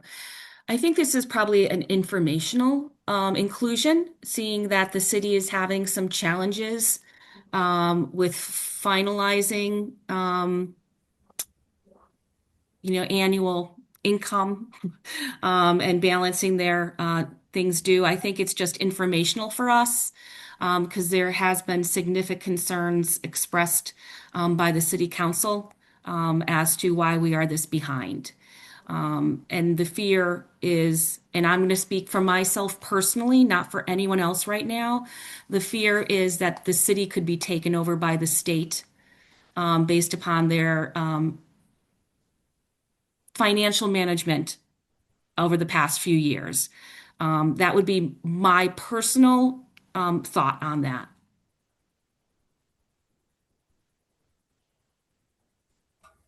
I don't know if anyone else wants to chime in. Yeah, no, and you're correct. It's one of those things that is not necessarily, it can indirectly affect us, right? But it's just a report for us to know where things stand right now. Ms. Lefebvre. Move the motion. I couldn't hear you. What'd you say? Move the motion. Oh, right. It's moved by Ms. Lefebvre. Do we have a second? Second. Seconded by Ms. Wilson. Ms. Feliciano on the roll call. Mr. Sheehan? Yes. Ms. Lefebvre? Yes. Ms. LeBron Martinez? Yes. Ms. Tensley Williams? Yes. Mr. Izaza? Yes. Mr. Michelson? Yes. Ms. Lugo? Yes. Ms. Wilson? Yes. Dr. Rivera Colon? Yes. So moved. Next up, we have appointment of Stoneman, Chandler, and Miller pending successful contract negotiations as legal counsel for the Holyoke School Committee effective February 1st. Motion to appoint. Second. Motion by Ms. Lefebvre, seconded by Mr. Sheehan. Discussion. Ms. Lubold. Oh, and then Mr. Sheehan. I'm just so we're appointing a law firm. What's the process to evaluate the law firm? I'm not familiar with that. So before I vote on it, I'd like to understand how this came about. Thank you. Mr. Sheehan. So our current counsel, Attorney Terry, who we've met with and the district works with, is switching firms. And this is his new firm. We received notification just the other day with that as contract negotiations are going on. So our choice is either to follow him or to stay with the current firm and start with a new attorney or search for other attorneys. But it was continuing his work with the district. So there's no change in the actual attorney. It's the change where the bills come from. So Thank you for that clarification. Appreciate it. Ms. Wilson. What is the cost differential, if there is any? So that's part of the things. Okay. Go ahead, Mr. Sheehan. So we are going to go into active negotiations with them for the cost, and I believe it's going to be the same or lower. So I can tell you I asked for lower. Yes. Ms. Lefebvre. And I understand that, financially, if there are changes or anything, but right now what I'm looking at is continuity of services versus restarting a process where we've already gone into negotiations with other bargaining units, utilizing this attorney who has a calm demeanor, really knows his stuff, and actually has a good rapport with the other unit, their representatives. So I am in full favor of moving to appoint so that way we can continue on with the same attorney and not have to start all over again. Thank you. Any further discussion? Seeing none, roll call vote, please. Mr. Sheehan, Yes. Ms. LaFave, Yes. Ms. LeBron Martinez, Yes. Ms. Sensi Williams, Yes. Mr. Izaza, Yes. Mr. Michelson, Yes. Ms. LeBeau, Yes. Ms. Wilson, Yes. Dr. Vera Colon. Yes. So next up, we have out-of-state field trips. That the school committee vote to accept the out-of-state field trip to New York for students from the Holyoke High School Theater on April 15, 2026. So moved. Second. By Mr. Izaza, seconded by Ms. Wilson. Discussion. Mr. Michelson. Is there any? So one of the things that stood out to me was there were 41 students and 4 chaperones in New York City, which I'm sure it's fine because they're drum kids. They're all there for the right thing, right? They're all going there for the same thing. But I'm just curious: is there any sort of mandated ratio on a field trip of that magnitude? I didn't see any in the policy manual. I didn't know if there was anything else that existed. Mr. Soto. I'm not sure of a mandate, but we typically take into consideration the age of the students as well when, we try to make sure that, there's enough chaperones to keep kids safe. But this isn't a trip like we've done this trip before, and I feel pretty confident that with the amount of chaperones and the fact that these students are in high school, that there's no safety concerns or issues with the amount of chaperones here. You, Ms. Lubo. This is very exciting. It was I really appreciated reading about this field trip and all that the students will be exposed to. And so I was wondering if there's someone from the media team or if there's any type of communication while there or afterward that the students would be able to bring that to the public in some way. It just seems like a very meaningful exercise across all forms of the arts in terms of experience. And so I wonder if there's any connection or any plan for that communication strategy. Soto? We can certainly request that they get as much content as possible so that our communications team can, highlight the trip and what they did. We can interview students. We can ask them to come in to us and do a student showcase and present. It's not something that I had planned, but it sounds like something you're very much interested in, and I'd be happy to facilitate either one of those, either having them take pictures and things like that and interviewing them, or having them come to the school committee and do a student showcase and engage with you all in this public forum. Yeah, I mean, I would even venture to go so far as to think about a press release or something of that nature, just in terms of, I mean, the experience that as laid out by Ms. Brunel is something very meaningful and fabulous. And I don't know that other school districts have that, or it's just certainly seems like an asset to me. Thank you. Ms. Wilson.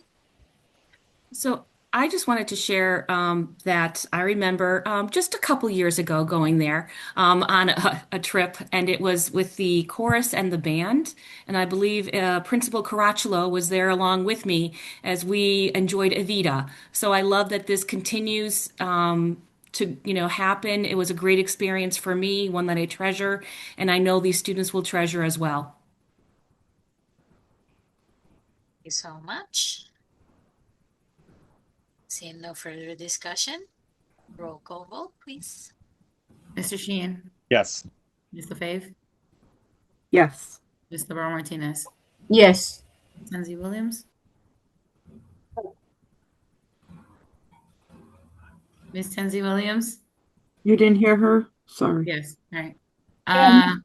Hensley Williams, can you say your vote? Yes. Mr. Izaza, Yes. Mr. Michelson, Yes. Ms. LeBeau, Yes. Ms. Wilson, Yes. Dr. Vera Colon. Yes. Moving on. Motion carries. Out-of-state travel. That the school committee vote to approve and authorize out-of-state travel for Christy So moved. Hellman. Second. Discussion. Ms. Lubel? Yes, thank you. So my question is it's kind of two parts. So one is this the first time that we are going to this conference? I believe it is the first time we are going to this particular conference, at least for Christy Ellman. Yeah. This is a very exciting opportunity. Do we know of, particularly when I think about a recruiting strategy and retaining for our special educators?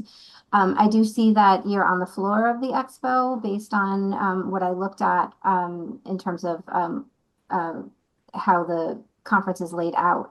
And I'm wondering, are there other mentoring or speed recruiting type of situations that this conference also offers? I am not aware of that right now. If you're looking for more information about this particular conference, I'd be happy to connect for sure.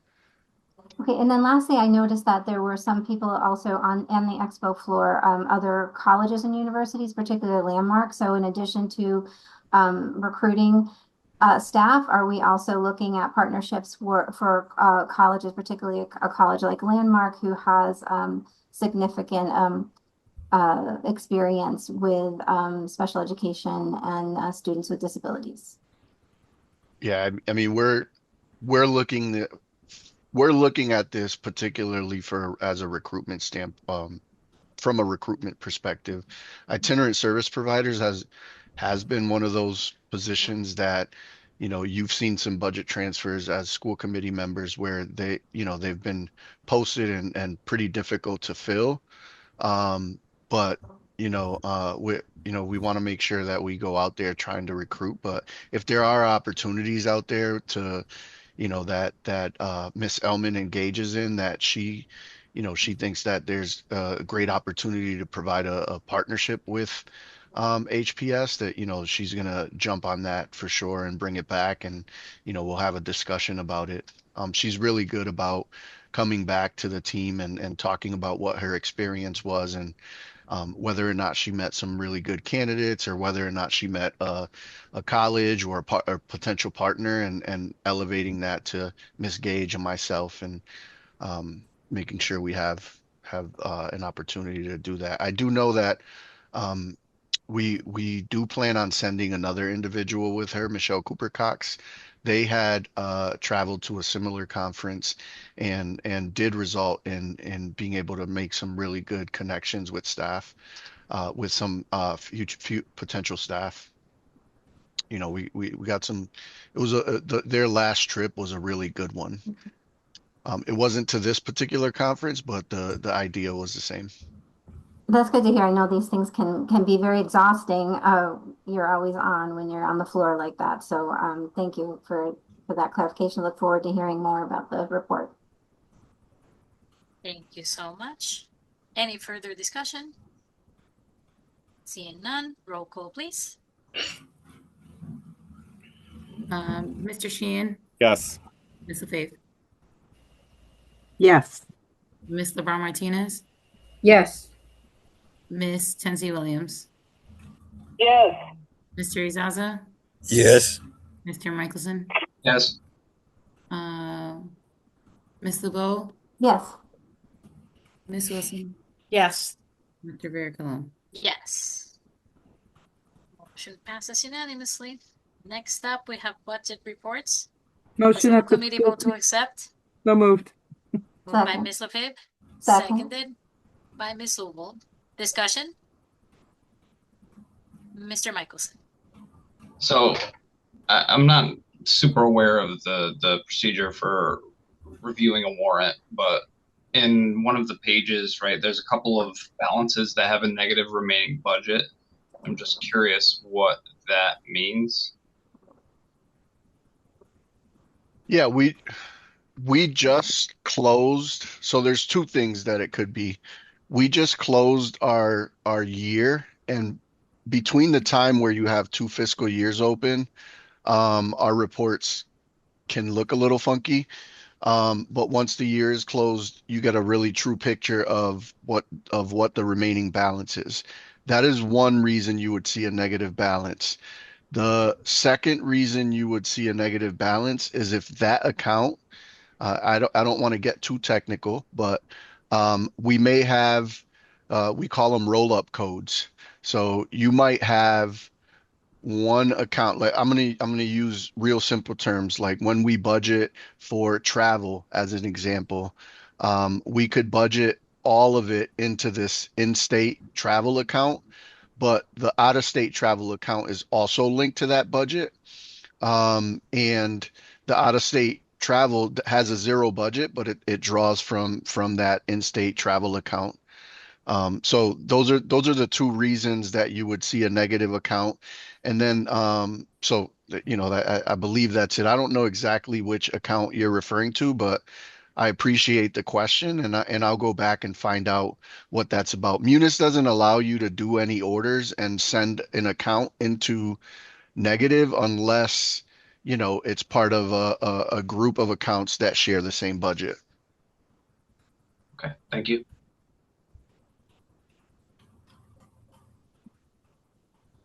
Move the question. Move the motion. I'm sorry. Mr. Sheehan, Yes. Ms. LaFave, Yes. Mr. Ron Martinez, Yes. Ms. Tensie Williams, Yes. Mr. Izaza, Yes. Mr. Michelson, Yes. Ms. Luo, Yes. Ms. Wilson, Yes. Dr. Vera Colon. Yes. Next, moving on to orders. Order by Member Michelson to be referred to the Finance and Operations moved. Subcommittee. Second. Moved by Mr. Sheehan, seconded by Ms. Wilson. Discussion. Seeing none, roll call vote, please. Mr. Sheehan, Yes. Ms. LaFave, Yes. Mr. Ron Martinez, Yes. Ms. Tensie Williams, Yes. Mr. Izaza, Yes. Ms. Lugo, Yes. Ms. Wilson, Yes. Dr. Vera Colon. Yes. Motion passes. Next, order filed by Ms. Lubold to be referred to the Joint City Council So School moved. Committee. Second. Mr. Sheehan, second by Ms. Tensley Williams. I'm gonna give it to you. Discussion. Seeing none, roll call vote, Mr. please. Sheehan, Yes. Ms. LaFave, Yes. Ms. LeBron Martinez, Yes. Ms. Tensie Williams, Yes. Mr. Izaza, Yes. Michelson, Yes. Ms. LeBeau, Yes. Ms. Wilson, Yes. Dr. Vera Colon. Yes. Next, order filed by your chair to be referred to Joint City Council School Committee. So moved. Give it to Miss Wilson. She's been, Moved by Ms. she's been Wilson, going for it. seconded by Ms. LaFave. Discussion. Point of order. I think we should read the whole thing just so that, like, if you were to be tuning in, you'd know what we were voting on. Sounds good. Order filed by School Committee Chair Rivera Colon that the school committee requests that the City Council designate the school committee the authority to vote and accept all donations / gifts to the school department, even if they are of property. Mr. Sheehan, Yes. Ms. LaFave, Yes. oh my gosh, I just lost it. Sure. Ms. LeBron Martinez, Yes. Ms. Tensie Williams, Yes. Mr. Izaza, Yes. Mr. Michelson, Yes. Ms. LeBeau, Yes. Ms. Wilson, Yes. Dr. Vera Colon. Yes. Sorry, my button was stuck. I'm like, no. Motion passes. Next up, Mr. Michelson. I'm going to read the beginning of this motion, but I'm not reading all the details on this motion. just because there's a bunch and they will be discussed in subcommittee.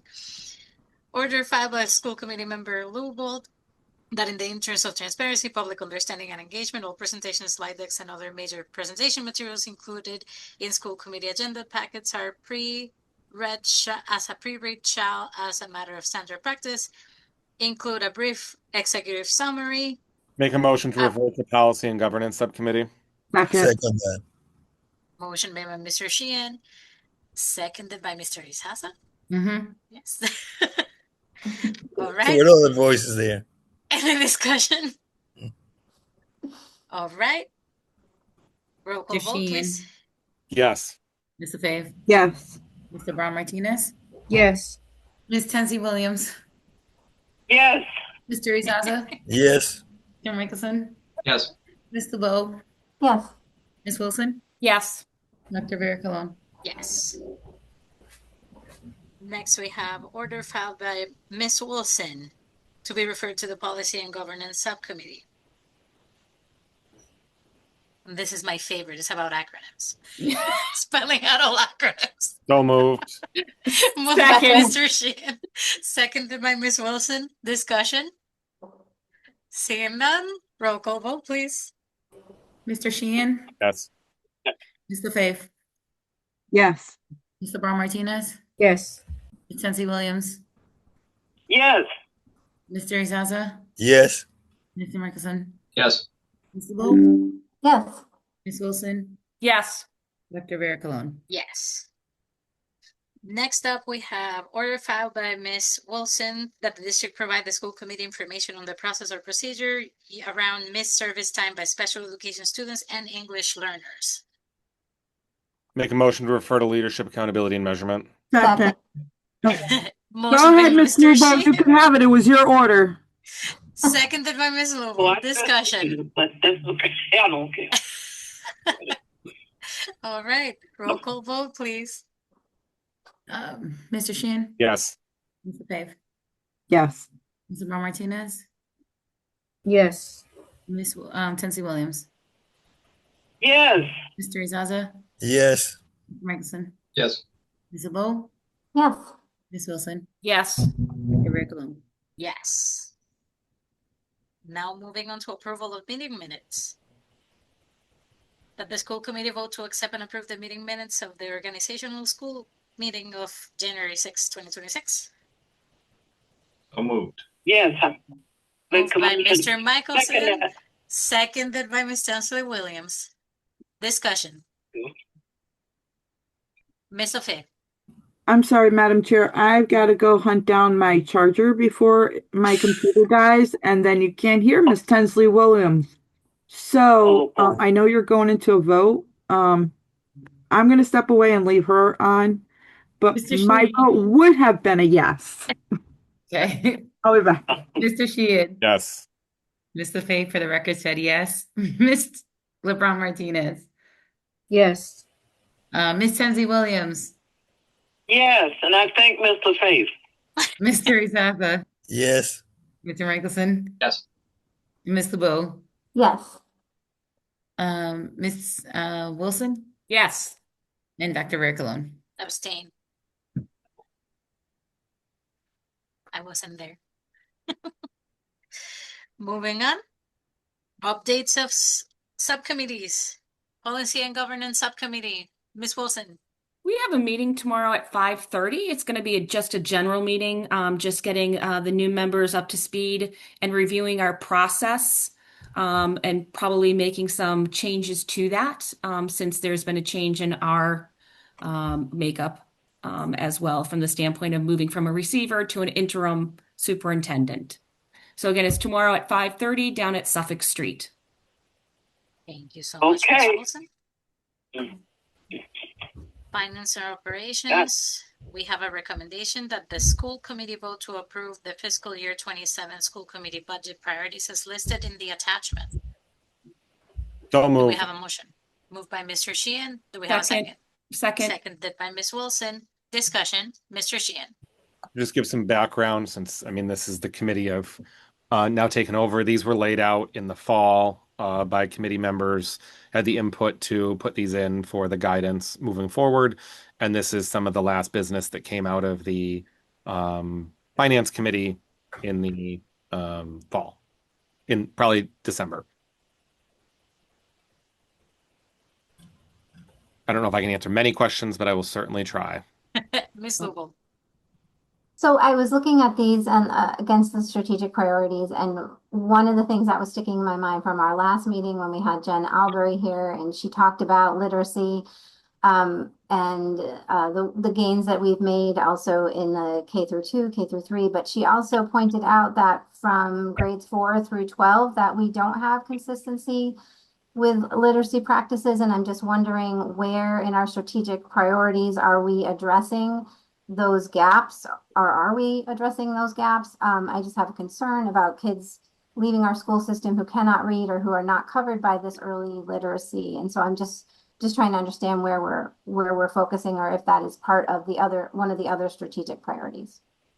Yeah, if we were to develop, a benchmark to get at that would cut across two different priorities. So we have learning experiences there, and then we have inclusion.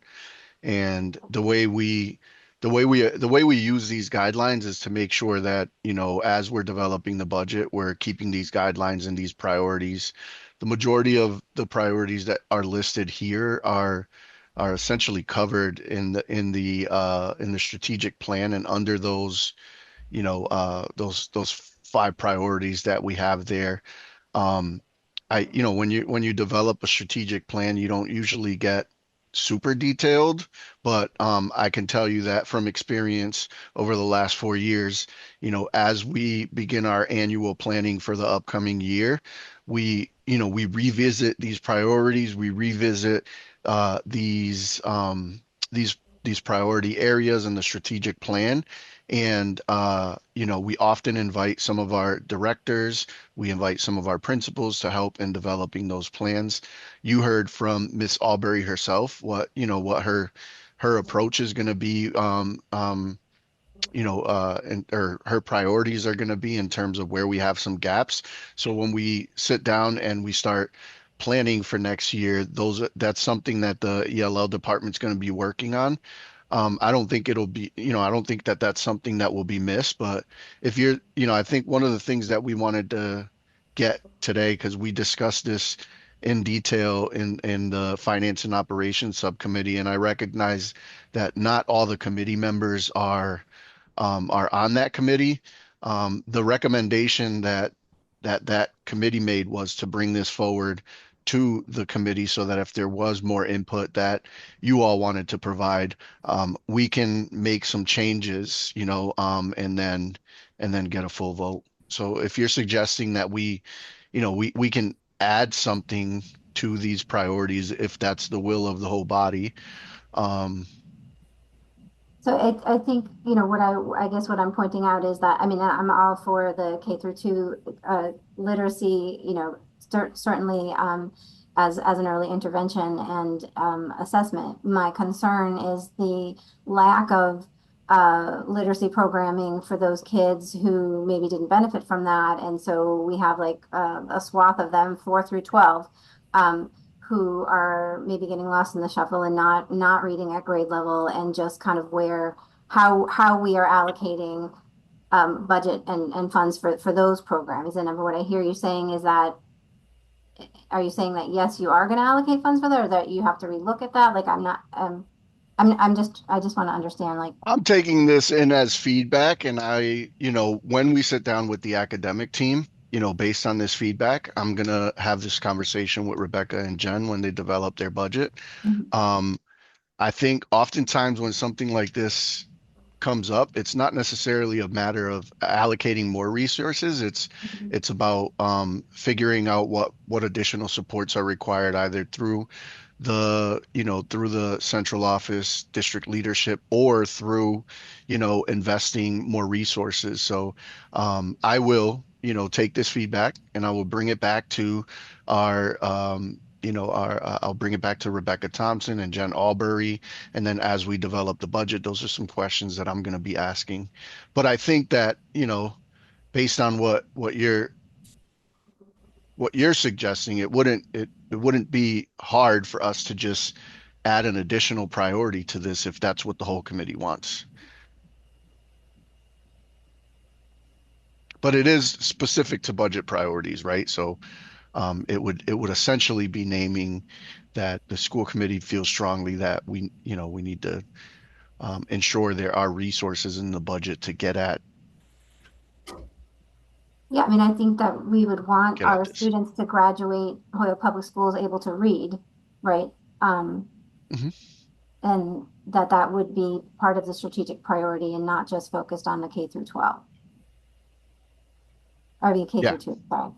Yes, that is a very strong goal of ours.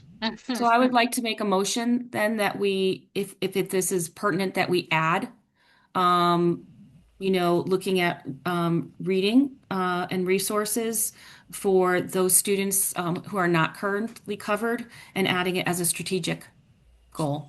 I second that. Motion made by Ms. Wilson, seconded by Mr. Isaza. A Discussion, budget priority. Mr. Sheehan.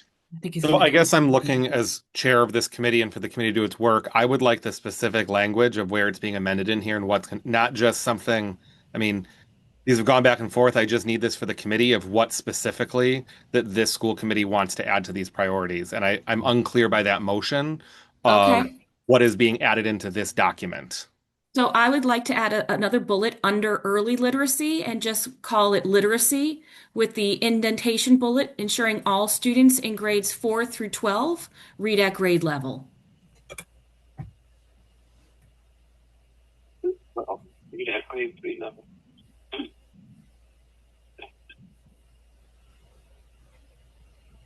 So Is that an So I'm going amendment? to Do we have amend, I'm going to amend my first to be added a literacy bullet under early literacy and ensuring all students in grades 4 through 12 are at grade level.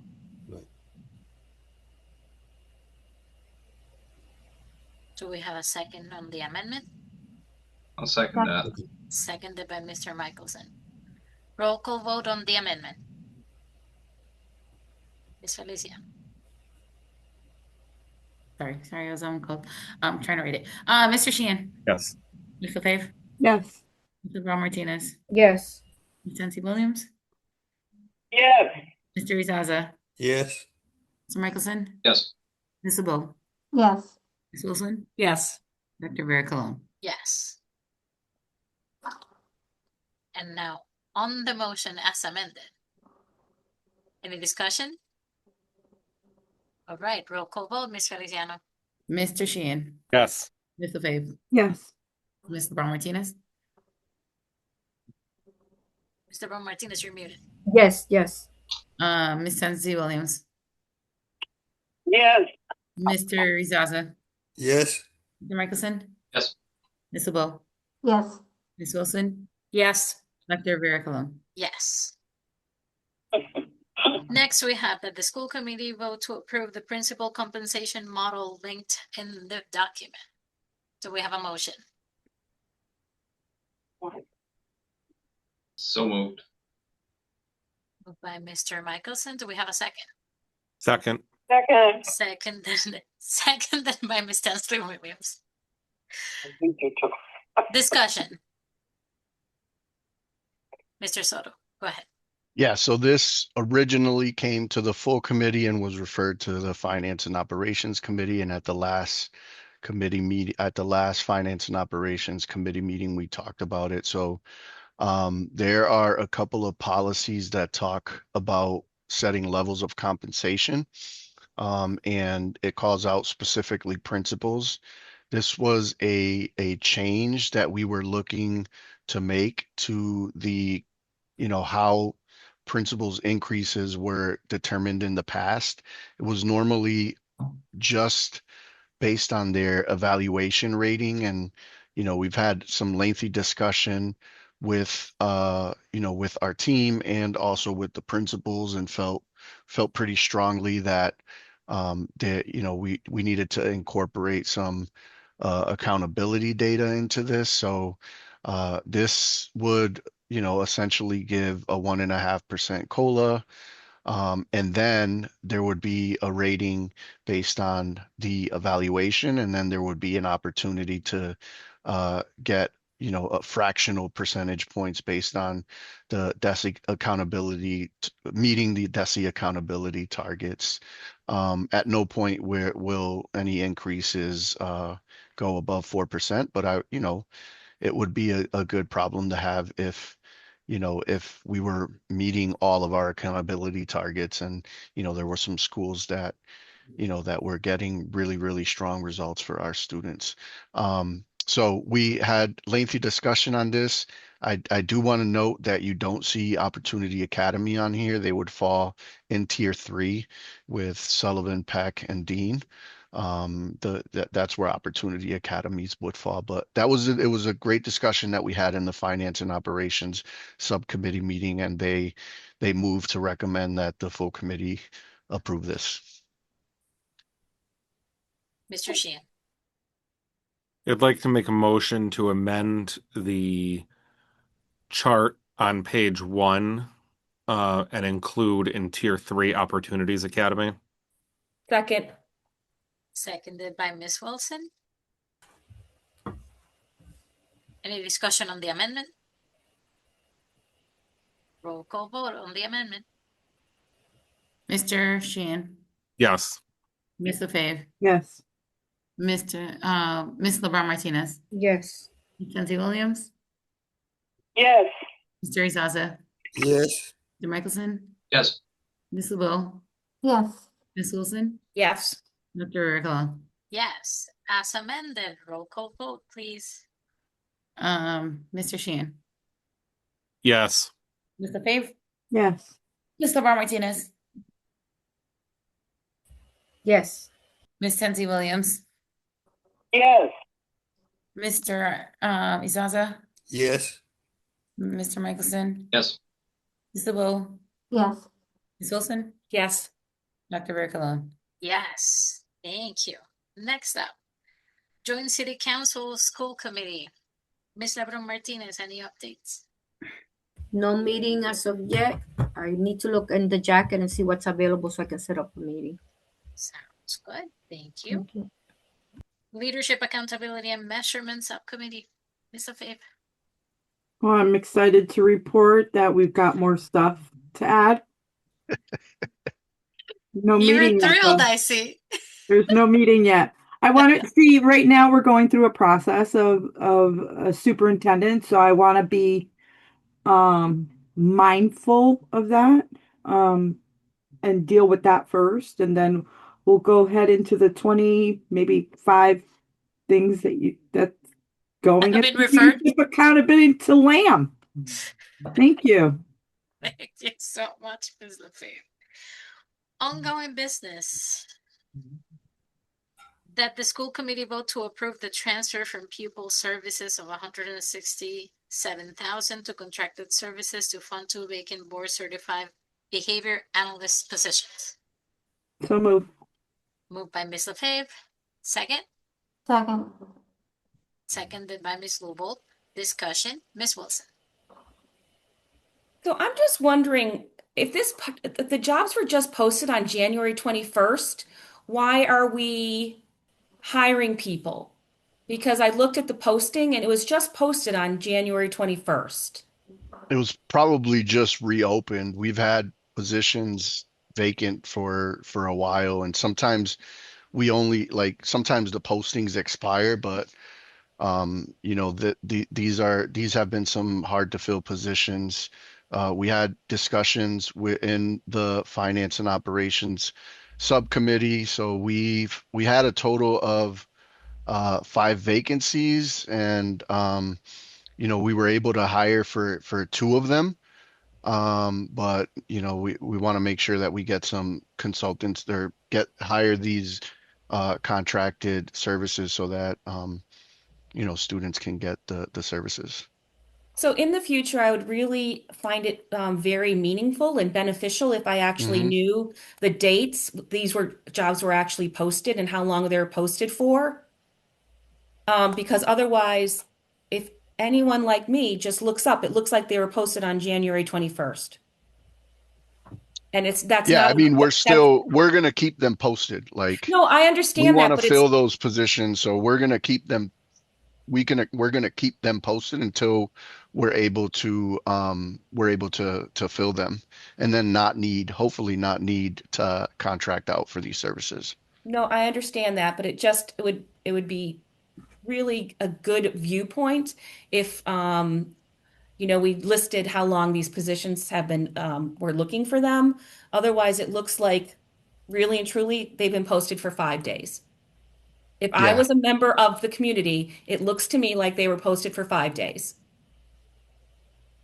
yeah, I understand, Miss Wilson, and I'll make sure that if ever we have some transfers like that in the future, that we specify that. I think that what you're looking at is just something in our system. The posting might have expired and then we reposted it and then it put a new date, but these Yep. positions have been posted for a long time. Thank you. Ms. Lugo? Yes, just to build on what Miss Wilson was talking about, I'm curious in terms of what does the activity look like when you're actively looking? Are you posting, like, is this something that Miss Ellman would be talking to people at the expo about? What does that look like when we say we post and then we pull down? Like, I'm just trying to look at the activity there. Yeah, I mean, School Spring does. So we have a system in Talent Ed, School Spring, that, it sends all of our positions out to a bunch of different networks. And, it's not just, we don't just rely on that system. I see Mary Ann joined the call as well. We don't solely rely on the School Spring and Talent Ed system to fill positions. A lot of recruiting is done also, by the principals themselves. Often, sometimes principals will, know of somebody that's actually working in another district when they have a position. We've had instances where members of our cabinet run into people and that are looking. So we kind of do have an all hands approach on recruiting for some of our vacant positions. But it includes, automatic networks that Talent Ed shoots out through School Spring, and then, all of our principals, all of our department heads. Mary Ann, you have anything to add to that? I think you covered most of it. Hello, everybody. We've actually had some real good luck at being able to make connections through our vendors. We've actually brought on board as our own staff some staff that we were introduced to through our vendor partnerships.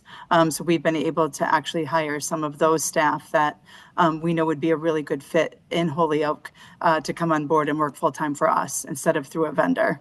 But we tap into all possible resources that we can to try to attract staff to work for us so that we do not have to rely on vendor contracts.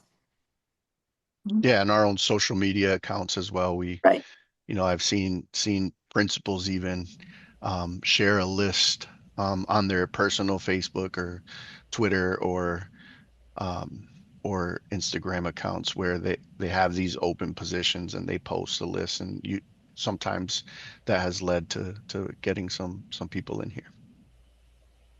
Just a quick follow-up there. I know you said that there's a part in the order that said that if with notice you could reverse if a qualified candidate came with notice. Is there a time frame around this with notice, or is that with whoever we're contracting with? Is there a stipulation? In most of our current contracts with our vendors, it's 30 days notice. So we agree to give the vendor 30 days notice, which typically is enough because by the time we recommend a candidate for hire, by the time they are hired, they potentially give their notice in their position, and complete onboarding would be about that time. But it's 30 days in most of our contracts. Thank you. You're welcome.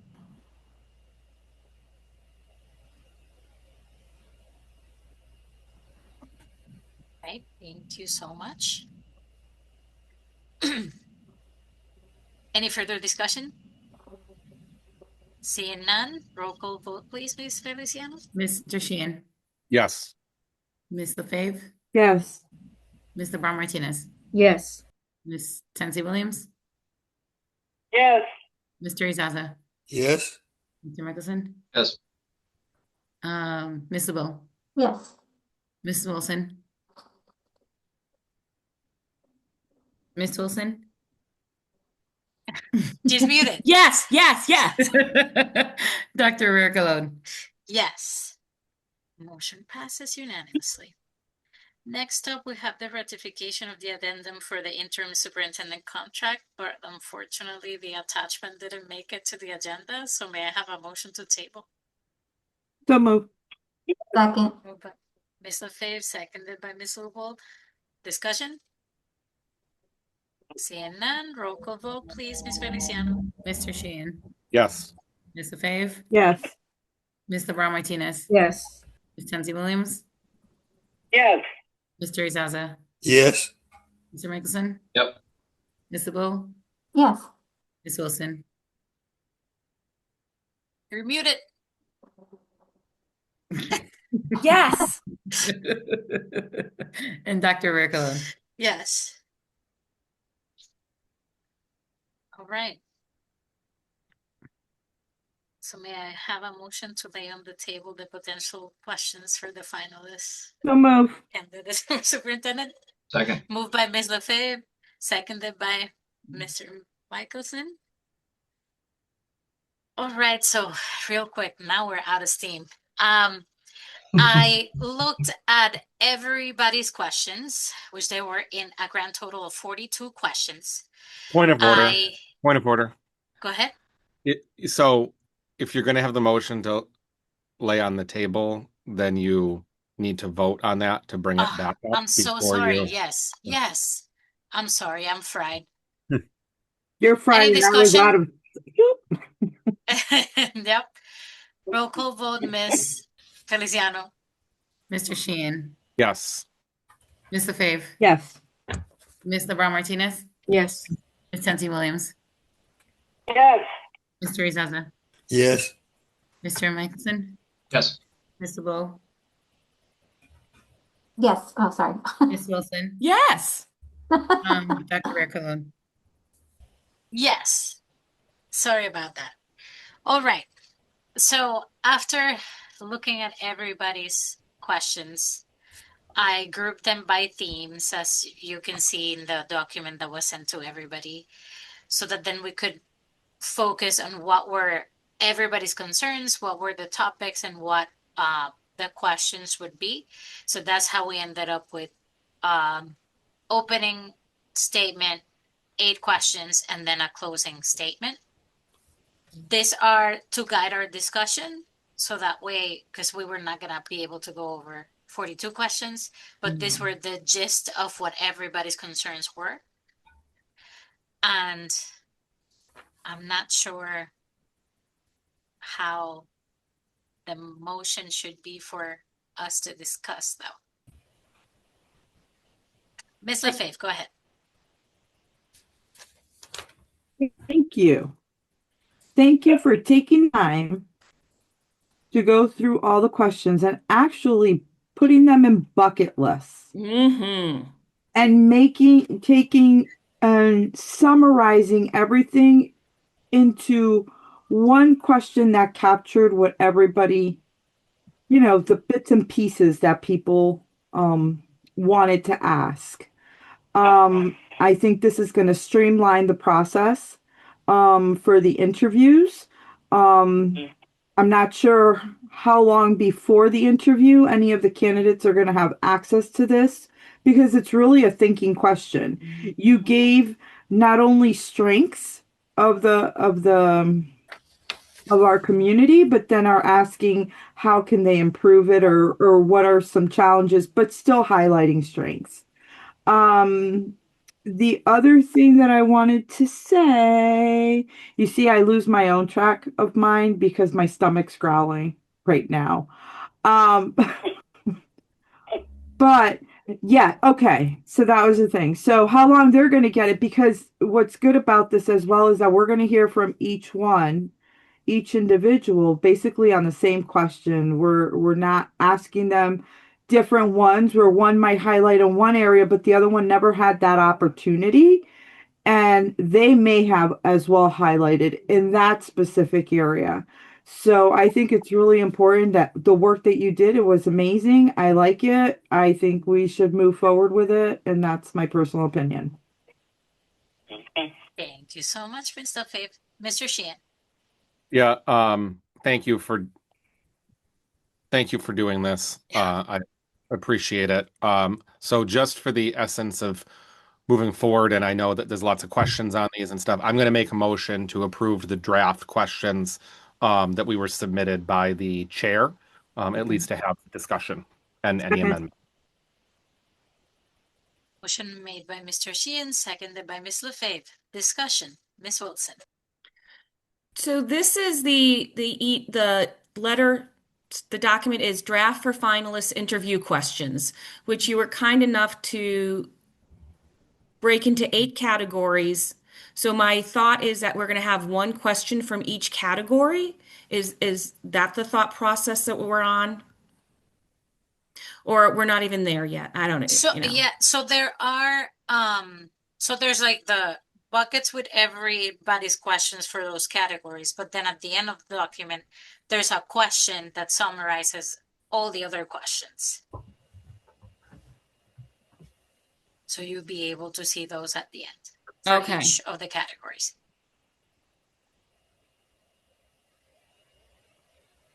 Mr. Isasa. Well, I agree with the remarks about the great work that has been done on this. I think the definition of the categories and the alignments, that was a very good thing to do. I have one question. Are we going to allow any follow-up questions? That's something that we have to decide as a committee. Yeah, and then I have a few proposals for change in the languages, in the language of several of the questions. Should I go into that now? Sure. Okay.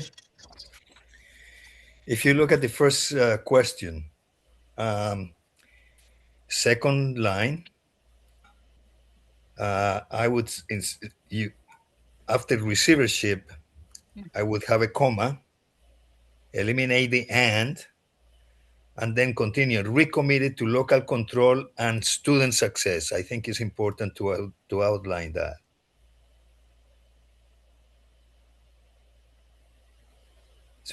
Everybody got that? And then I would add a question.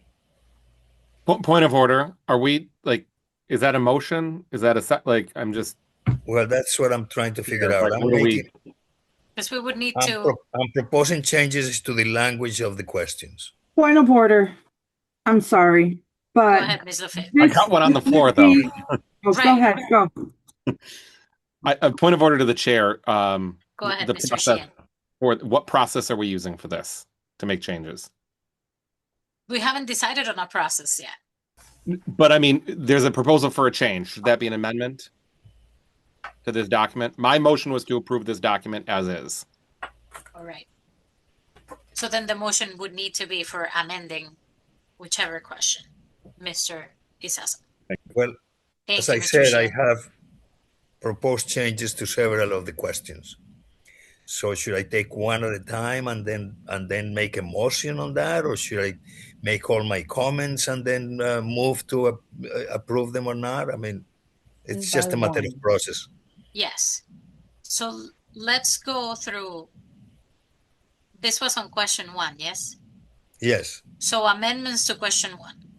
Okay. So should I repeat what I said? On the second line, after local control, I mean, I would actually eliminate the and, replace that by a comma, and I will continue recommitted to local control and student success. So that would be one of the changes on question 1. I would like to add a question on question 1. And that question would be, at the end, how would you make the Holyoke Holyoke schools a model for the Commonwealth? Just to, just to emphasize that we're looking for someone who will bring excellence to our system here. So that would be my So motion on the that is the motion on for question on the amendment. changes for question 1.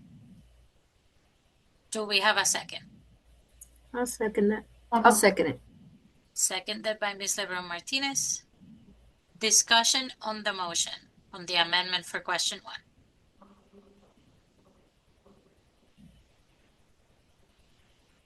1. Seeing none. On the amendment, roll call vote, please. Mr. Sheehan, Yes. Ms. LaFave, Ms. LaFave is having a headache. I'm gonna pass. What do you mean? I can't right now. I'm sorry. are you saying no or When abstain? you're done with this one, then by all means, I'll do a point of order. Abstaining? Yeah, do that. Okay. Ms. LeBron Martinez, Yes. Ms. Sensi Williams, I'm not sure. Yes. Mr. Izaza, Yes. Mr. Michelson, Yes. Ms. LeBeau, Yes. Ms. Wilson, Yes. and Dr. Ricolone. Yes. All right. Ms. LaFave, on Point your of point of order. order. Go ahead. So I really need to understand, are we going to ask these people and for each question a whole novel that could take them 1 hour just to respond to one question and then start confusing them? Like, I think it needs to be streamlined. Like, this was specific to, so we came from state receivership into local control, right? Why are you coming now to Holyoke, right? Why Holyoke? Right? And what are you going to do? What are your 2 to 3 most important priorities that you want to pursue within the first 1 to 2 to 3, whatever, 1 to 3 years to improve outcomes for our students? Right? Now we're making it even grander to the whole Commonwealth, and we're starting to change a lot of this when this was really straightforward, focus, provide that person the amount of time that they need to give us a response. Now I have a feeling we're going to be here like city council till tomorrow, figuring out how we're going to, I don't know, add, drop, delete, amend, maybe do some, I don't know. I can't right now. I'm going to leave you with Miss Tensley Williams. I need a bathroom break. Please excuse me. Can I have a point of order? Oh, there's Miss Tensley Williams.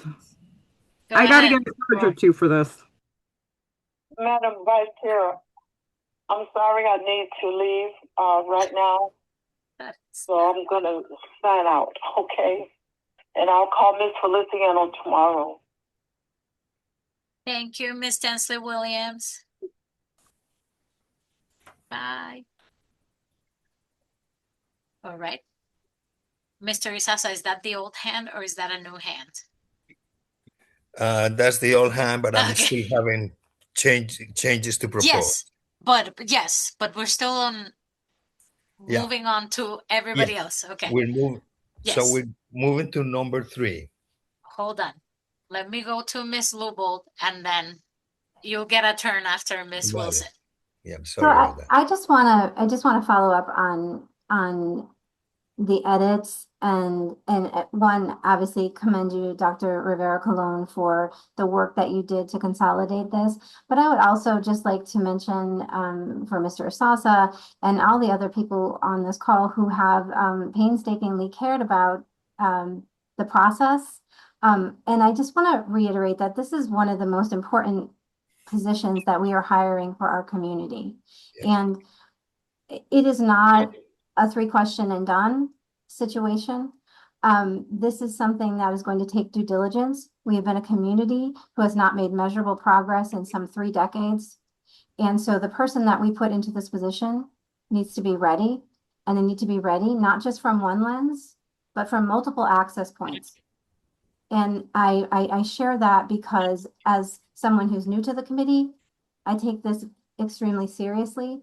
And I think that the length of a question or the pointedness of a question, we need to be extremely vigilant in our duties here and how we address this process. Ms. Wilson? Thank you. So I'm going to say it's going to be very hard to find consensus among this large group for questions. I'm just going to be very honest and forthright. For someone with almost 20 years experience in human resources, this is going to be almost impossible. We're going to be nitpicking language and verbiage, and it's 9:08 correct right now. I do understand, and I absolutely, Mrs. Lubold, you are correct. This is the single most appointment that we have. We have not been able to do this in a number of years, and we want to do it well. And I think that the length of the question is not an issue. I think that all candidates should be given the questions before the interview. It shouldn't be a surprise. Because this is a public meeting and they're all going to be able to see it anyway. So why wouldn't we just give them a copy of the questions so they have time to think it through? Because we are going to have follow-up questions based upon their answers. It's just a fact. You're not just going to say, okay, thank you. There might be something that hit on someone that they want to follow up on. But in their answer, not asking a separate question, but following up on their response. And I'm going to stop now. Thank you. Thank you, Ms. Wilson. Mr. Sheehan? I was just going to say, I mean, these are public. I mean, and they will get them. I mean, we have two candidates on right now that are candidates for superintendent that I can tell from names on the screen. So they're obviously they can see these questions and we should give them out. I mean, with it, but like we've had these, we've gotten them. I know it's late, but we got to get through it. Right. And if there's amendments, let's amend and let's do this and do what we were here to do. Suvil?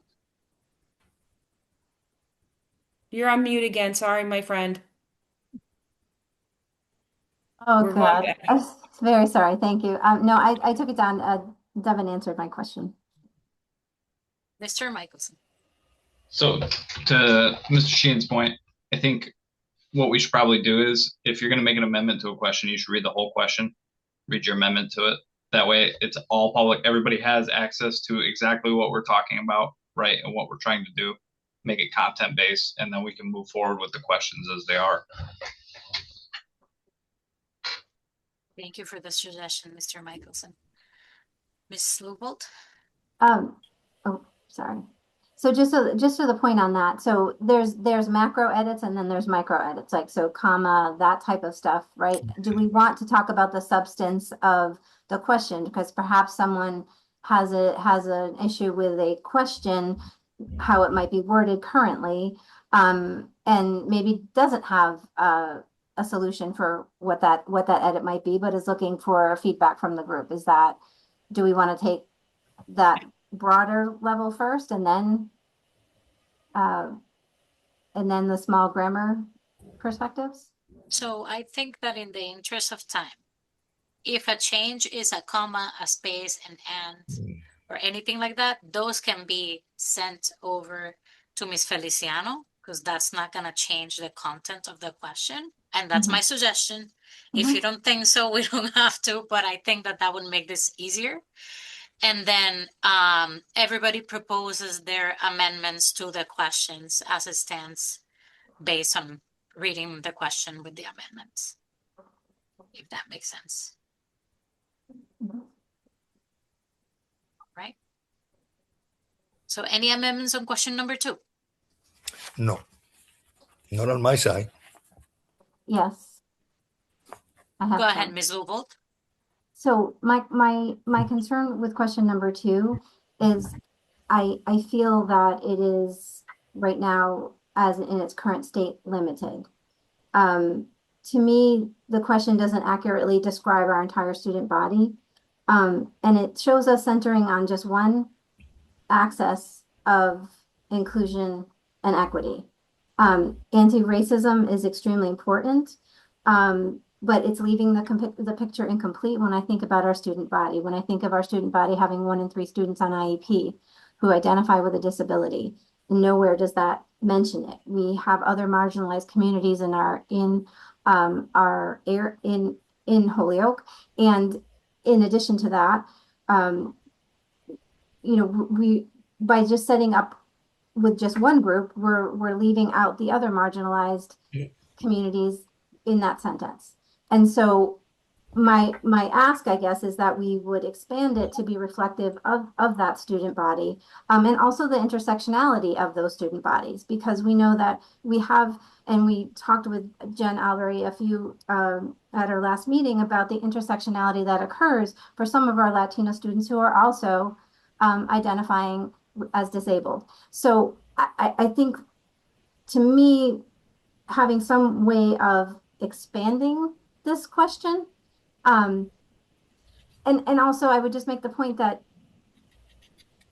just because we center on anti-racism, which is so important, we're leaving out that population if we're also not speaking on anti-ableism. So I share that with you because I just think that when we miss the larger picture of what inclusion means and what equity means, that we're still leaving people behind, even when we're talking about a majority. You don't have an amendment for the question? Chair, I'm sorry, go ahead. can I request that you read? Hold on, because we want to be able that we're making sure that we capture what we need to move forward. Yeah, I mean, could we broaden it? Could we talk about it? Like, we talk about equity, anti-racism, and high expectations as a category, but why aren't we also talking about anti-ableism as well in there? So do you want to think about an amendment while we talk more, and then we'll come back to you? Yeah, I just didn't know if we were wholesale editing right on the spot, or if that was what you wanted me to propose. We need amendments so that then we can discuss them. People have an opportunity to chime in, and then we can make changes on the document. Okay. Thank you. Ms. Laura Martinez, go ahead. I just wanted for the record to see if, as we're speaking on what question, can number 2. Reading, I know, but can we read them? Because we're just saying number 2, but we're not reading them. Just to be on the record that it was discussed. What question was discussed? Is that, you know what I mean? So yes. Reading it and then saying what being edited, so we know. And not me, no, but the people that speak this later. Yeah. Thank Question you. number 2. Holyoke serves a predominantly Latino student population with significant social and economic challenges, and our community holds both equity and high expectations as core values. How has your experience working with students and families facing systemic barriers shaped your leadership, and how do you ensure that inclusive practices and accommodations raise achievement rather than lower expectations for students? Thank you. Ms. LaFave. So a couple questions. Number 1, the candidates are going to be receiving these questions when? And if you already answered it and I was away to the bathroom, my apologies.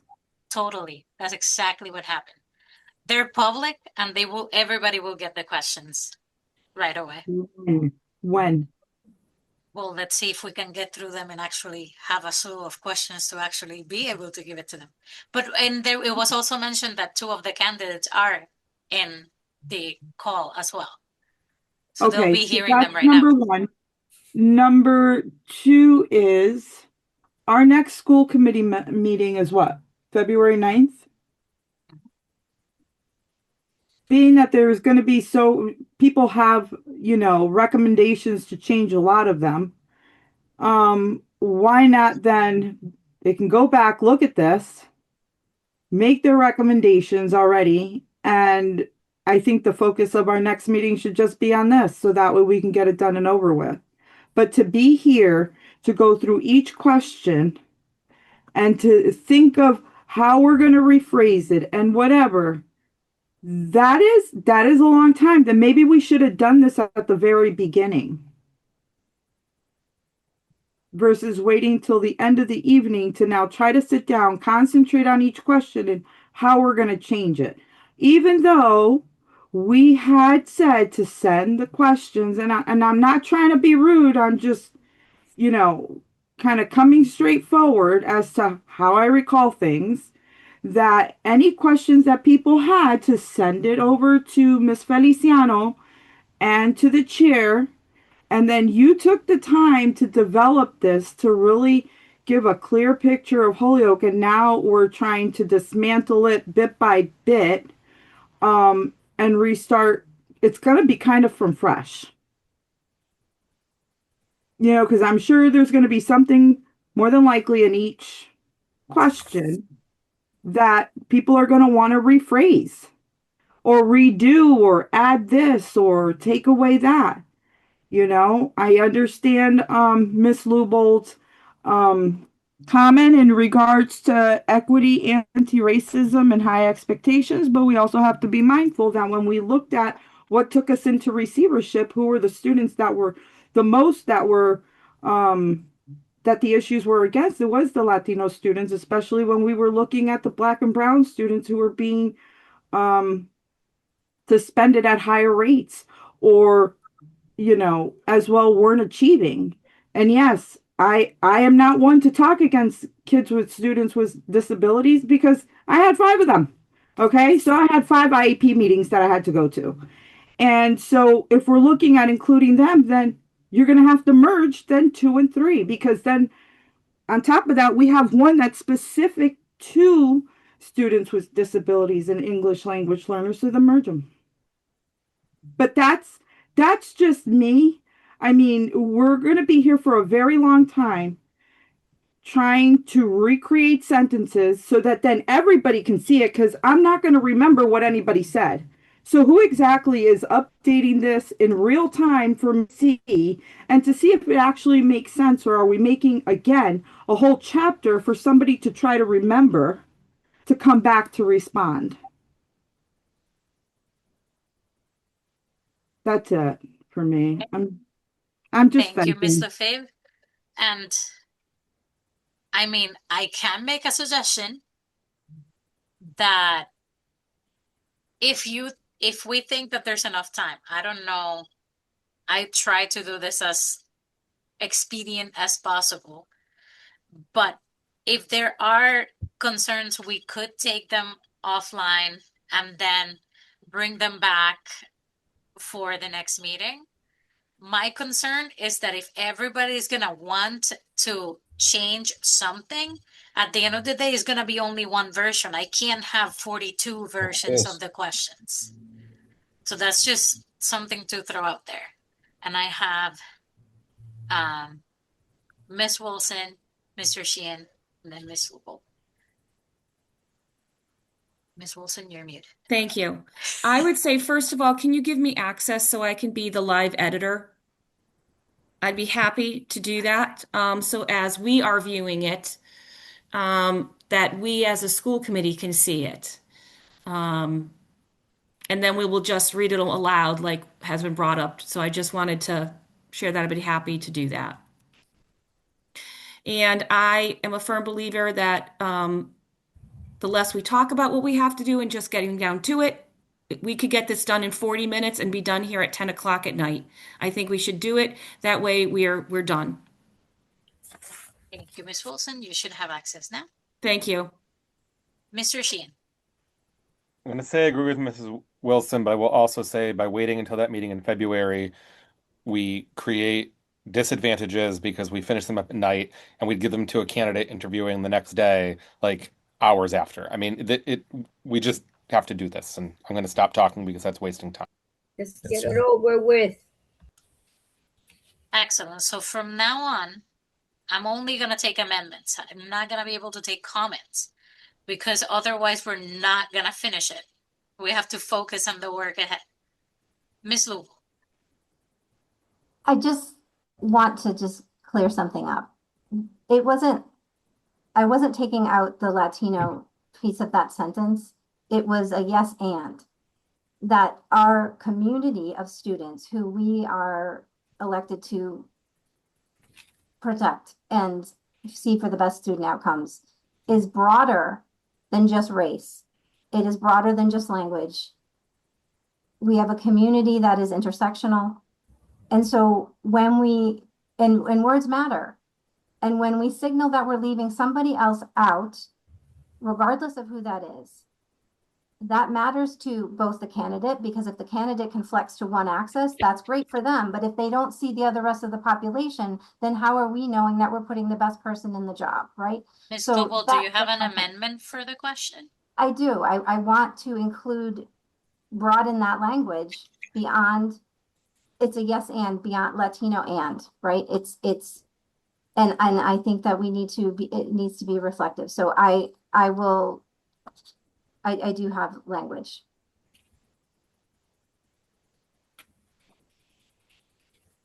So can you state your amendment?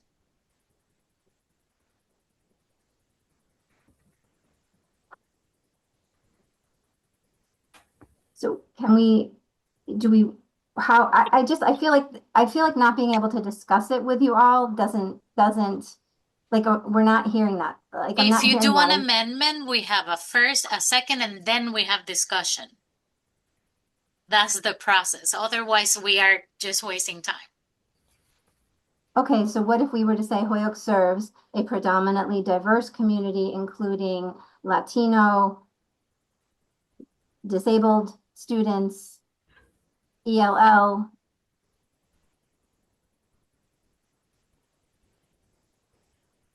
Miss Wilson is fiercely typing.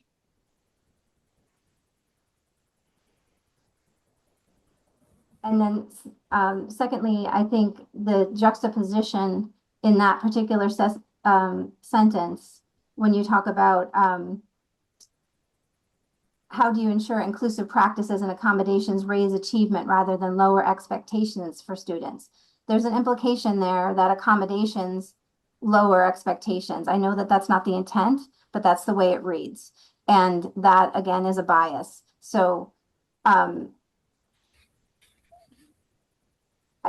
just think we need to rethink how we're saying that.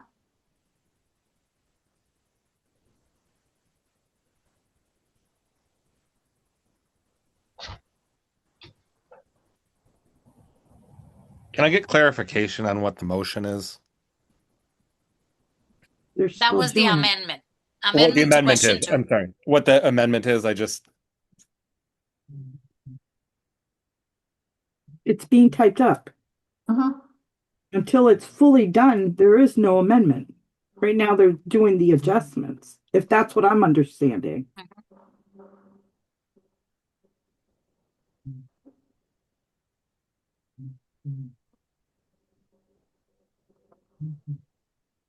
English language learning.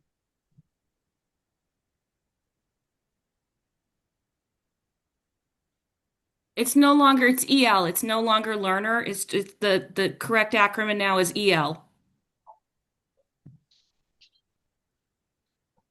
So on the latter part of the sentence, how has your experience working students and families facing systemic barriers shaped your leadership?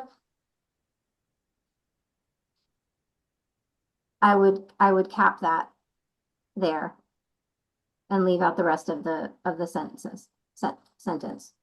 Because I think from that question, and to Mildred's earlier point about being brief, that it allows the candidate to explain what they have done, how they've included, without being prompted. Then can we change the top part where it says with significant, not all students, not all Latinos, not all with special education have economic challenges. So why not just put down and students with significant, if they fall in 2 buckets, 3 buckets, 4 buckets, they do. But you're also looking at the whole entire socioeconomic aspect of the community. I don't understand what you want me to edit. instead of with significant, you can put down as well as students with significant social and economic challenges. As well as. Sorry, I was trying to help you. I'll stop. Oh, I think too many of you are trying to edit. I saw Irene.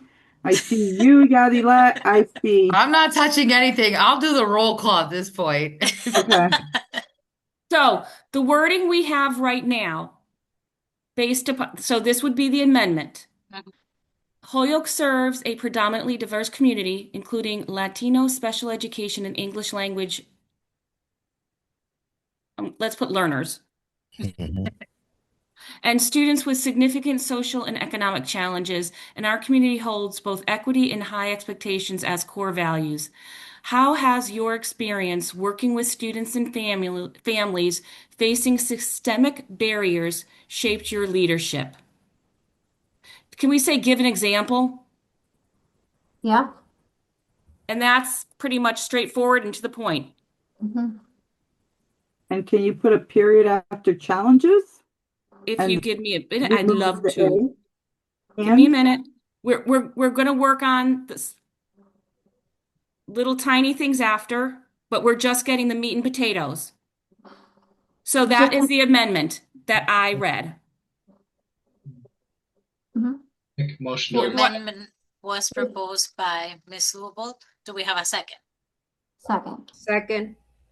Seconded by Ms. Leroy Martinez. Discussion on the amendment. I just, oh, sorry. I didn't have my. Go ahead. Ms. Sorry. I just had a question though about the headers that you have. The headers that mean you- nothing. They were just buckets for the questions. So we're not giving the headers to the No. candidates. We're just, okay. No. Okay. Thank you. Those were artificial for me to be able to bin the Got it. questions. Got it. Yeah.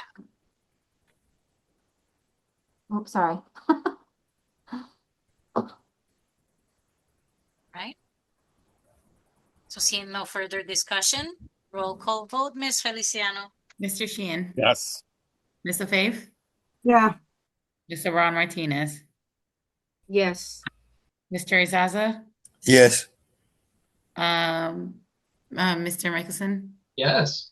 Ms. Will, Yes. Ms. Wilson, Yes. Dr. Rare Cologne. Yes.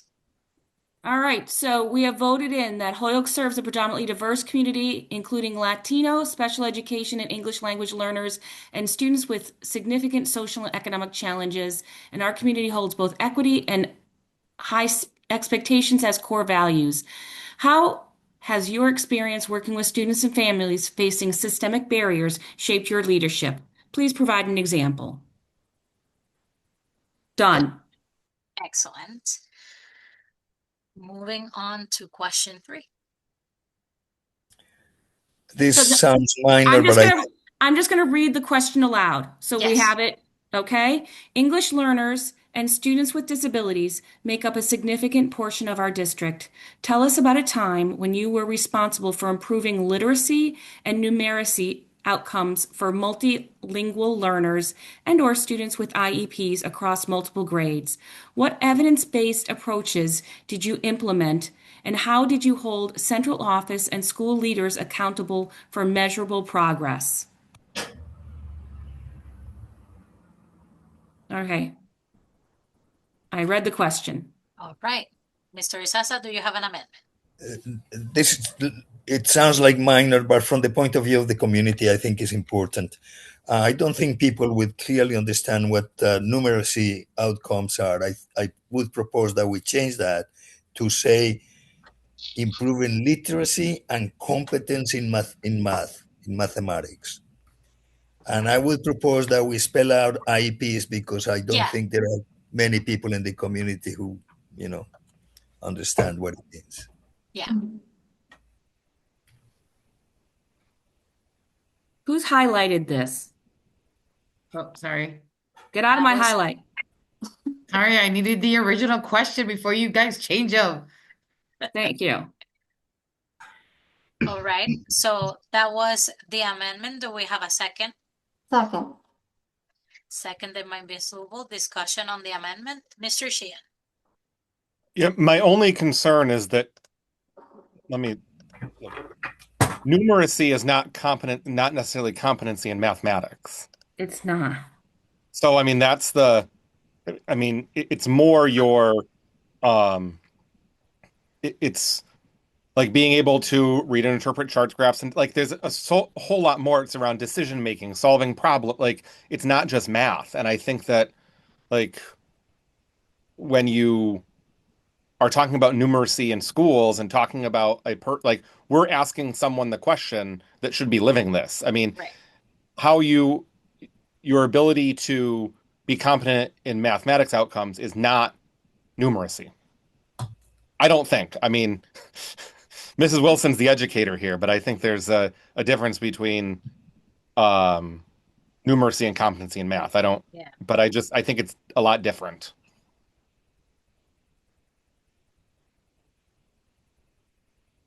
Fine.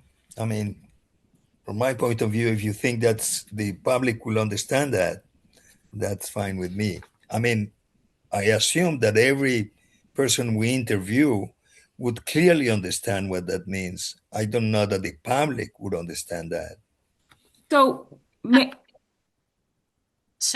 Okay. Ms. Wilson. So the purpose of these questions is for us to make a decision. And I'm going to say the words aloud that some things not everyone is going to understand. Our job is to make sure we are asking in-depth questions that will get us the answers we need to find the new superintendent of our schools who is going to lead us forward. And I believe, so that's my point of view, that we have to just make sure that we understand the question and we think that the candidates will as well. And I think by their answers, our public will understand when we talk about numeracy. Totally true. Ms. Lubel. Yes, I agree. And I would just build on what Mr. Isasa said in terms of accessibility, right? In plain language. And perhaps there's something in parens that you could put afterwards that some sort of access point where people can glean. Because when we start to talk about pedagogy and all that stuff, which is all important, but over the constituents' heads in some cases, because they may not be familiar with those jargon terms. So I do think we have to spend a little bit of time just kind of finessing that, and maybe it is solved by, a parens, at the end of the sentence, or another synonym that might make more sense. Hold on. So numeracy is defined, if I can get back in The here. ability to understand and work with numbers. So we can put that one in there. Oh, I think I'm in my old version. But are we amending the amendment? I don't know. So that's what we didn't even vote on the amendment yet. No, we didn't. Right. So we have to vote on the amendment before How about Mr. Isasa? You can withdraw your motion and then make a new one with the changes. So that way we don't have to roll call vote. I withdraw the motion. All right. Sure. Robert's rules shortcuts. So, all right. So then I'm taking this back out. Oh, crud. Hold on. Wrong cut and paste. It's the ability to understand and work with numbers. That's mathematics. Mm-hmm. But where did I go on that document? I'm losing it. What was it? To understand and work with numbers.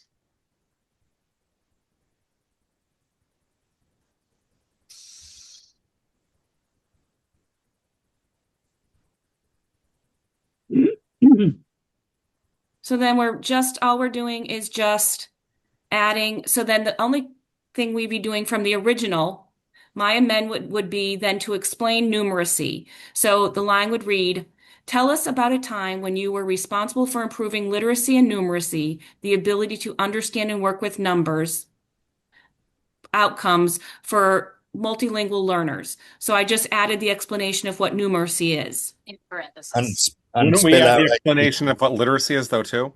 I'd love to. Thank Right. you. I mean, but here's the Yes. thing. I think the point was that these can be like points for the public to go to and find out. These don't need to be things we don't need to be submitting to the candidates. I don't want to be telling them what literacy and numeracy is. If they don't know, they Right. shouldn't be here. Like, that's why I said before that I fair. was speaking from kind of a public perspective. But All if right. are we posting them publicly? I mean, we're giving to the candidates, but will the questions be posted? And if they are, then I do think that plain language is beneficial to the community. Right. That's right. So here's my statement. If we do post this, I think we should just do an asterisk after each and just do at the bottom, do a definition of anything that we have challenges with, that we think our community would have difficulties with. And how would that help the community? Because the asterisk would be at the bottom of the page, would be what numeracy is this. Literacy is this. It's just like anywhere else where you want to look at a different definition, there's an asterisk. Someone is something. out there. Someone is out there, on Zoom. But the fact witnessing. How is that going to help them? So, may I speak? I'm sorry, Hold Dr. on. Rivera Wait. Colon. Mr. Sheehan has been patiently waiting. Thank you. I just want to be quiet. Thank you. Can Go I ahead, Mr. make a Sheehan. suggestion that we go through the questions? Obviously, there's going to be items in here that may need to be have maybe a separate footnote or something with what some of these things mean. There's the public document the public may need to look at, and there's an interview guide. There's an interview guide for the candidates. Maybe as the chair, you appoint a working group that can meet and can pull apart the necessary items for the public, and then we can have that readily available in advance of our next meeting. And then that could wait until the next meeting for them to bring forward that item, and then it's done. I mean, I think instead of us wordsmithing explanations afterwards, there are people that you could assign that to deal with that. Just my suggestion, so we're not also doing explanations of the questions. Sounds good.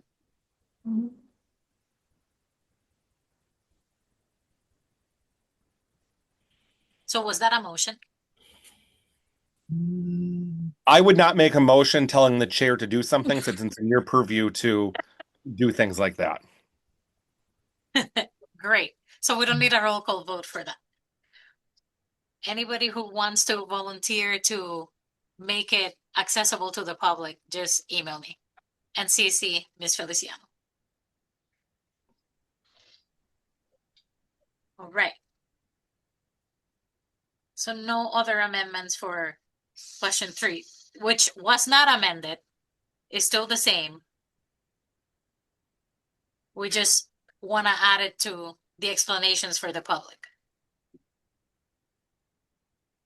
So, number 4, Hold on, Ms. improving Lobold had Oh, sorry. Thank you. I just was curious, and I'm sorry, I don't want to belabor this because I know everyone is spent, but the parens, we're not going to do that. Like, so if you were to say mathematical or part of that phrase or shorten that phrase in a parentheses for people to understand what the word is, like we're not going to do that. We're putting it at the bottom. Yeah, So we're gonna have a small group of all of you. Okay. A few people who are gonna look at this and then make it accessible to the public. So do the footnotes for everything. Okay. Thank you. All right. So moving on to question 4. Would you do the honors, Ms. Wilson? Thank you. Improving teaching and learning requires both strong curriculum systems and professional trust. How do you balance centralized curriculum coherence with teacher autonomy, and what feedback loops would you put in place to ensure instructional quality is improving across classrooms and schools?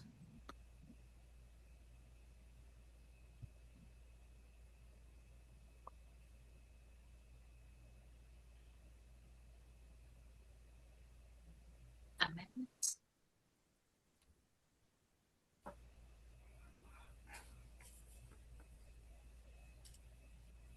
Going once, going twice. I know, right? And we're off. Moving on. Question 5. Question 5. Chronic absenteeism and concerns about discipline continue to affect student success in Holyoke. Give an example of how you addressed chronic absenteeism and school climate challenges in a prior role. How did you balance restorative practices with accountability, and what impact did your approach have on student engagement and attendance?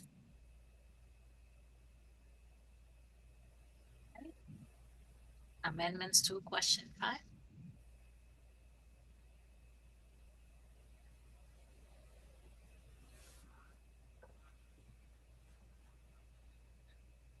I don't see any burning. Can I just say, I like when the questions are open that allows people to share the ways that they practice what they do somewhere else than just having a question just answers us. You know what I mean? I'm hoping that we can get people to give examples, and that one kind of gives you that open opportunity. So I'm just want to say that I like that question. Thank you.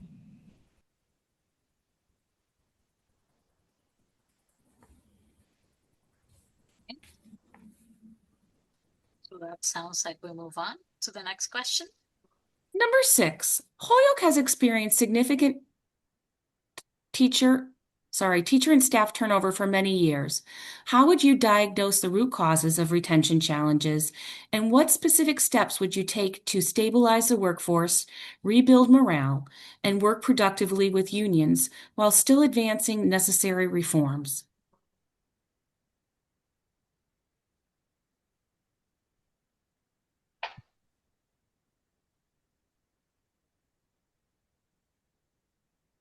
Any amendments?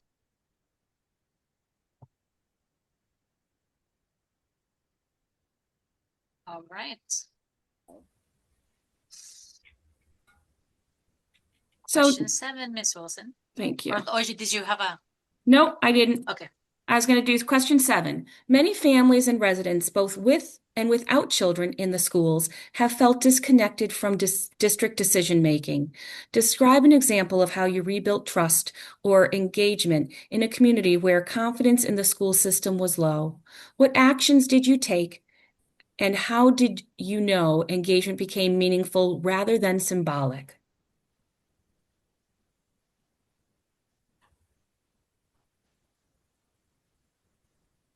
I would, Mr. Isaza, go ahead. on this one, I like to actually, at the bottom, eliminate rather than symbolic. I mean, I don't think that adds anything to the question.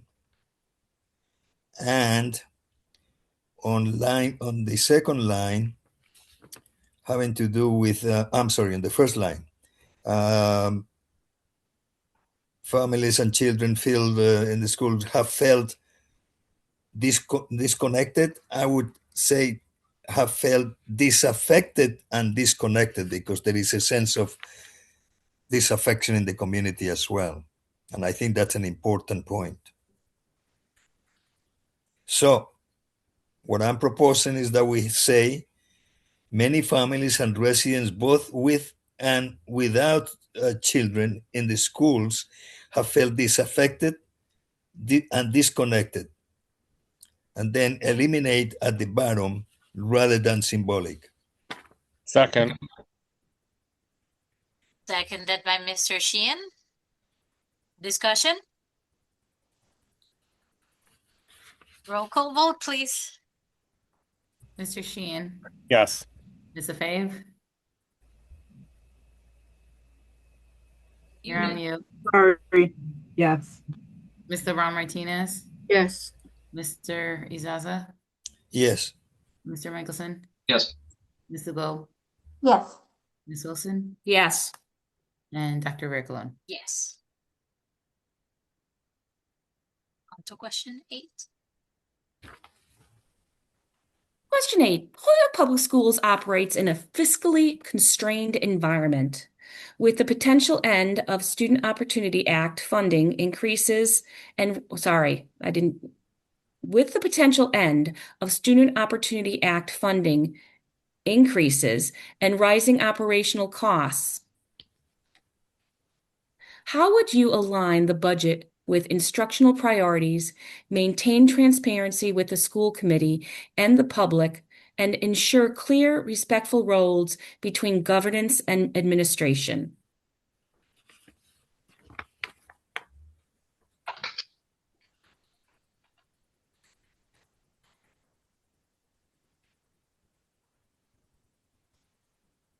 Ms. Lugo? So I'm not sure what the intent was when as the question was written to prescribe a grammar change there.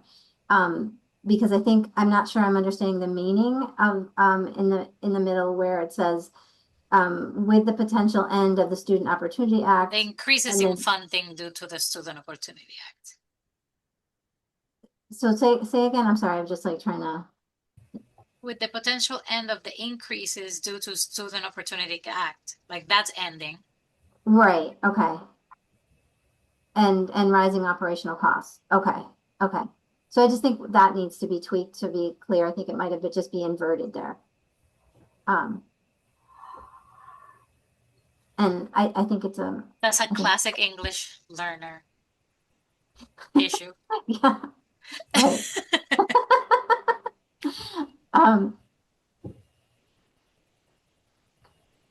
I don't know if this is an appropriate time because it's not an amendment to this. So, but it's an amendment to the category. So I'm not making an amendment. I have a question about the category in general. State your question. Oh, okay. I didn't want to just. Sorry. So I think this is I think this is an awesome question. But I am concerned that there aren't a couple of others in this category, meaning as we are assessing someone running the school system, someone understanding our culture and the student population in front of us, right? How are we assessing how this leader leads? Meaning, you know, there are specific questions to how they think through a problem, a crisis, or something of that nature, that can help us understand the leader before us a little bit more intensely, just in general. You know, when I think about inclusion and belonging, when I think about some of the challenges that go on in our district, but also the stakeholders that this job requires someone to be able to flex to. So that's like state leadership. It's many communities beyond just the students itself for this job. And so I feel like there might be some other questions that we should ask in this category. I'm not saying a lot. I'm just saying some others that get at leadership practices.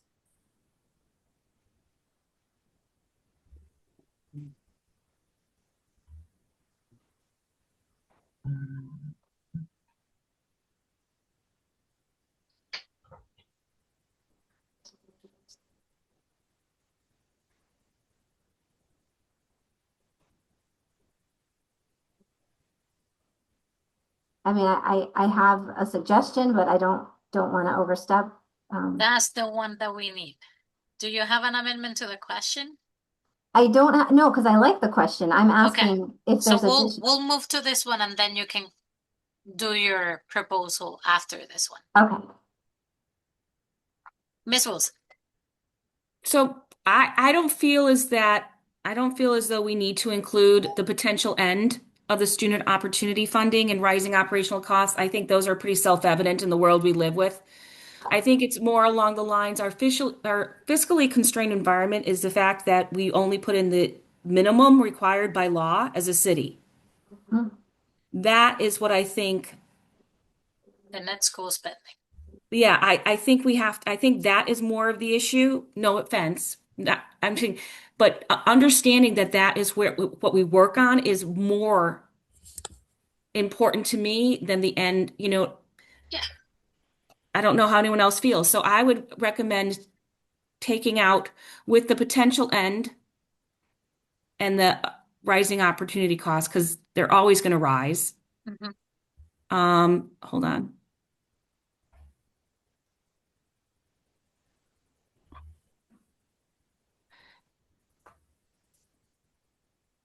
I would say with the city, help me anyone about the minimum required by law. Net school spending.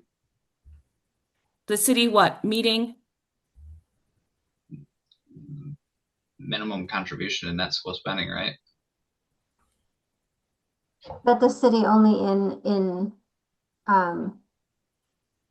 addresses that with the net school funding, like is addresses the word? Is it the city only provides?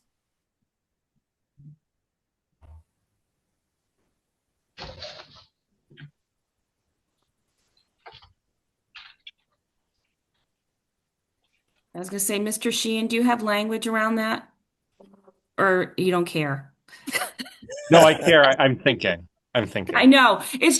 I just think it's more, from my perspective,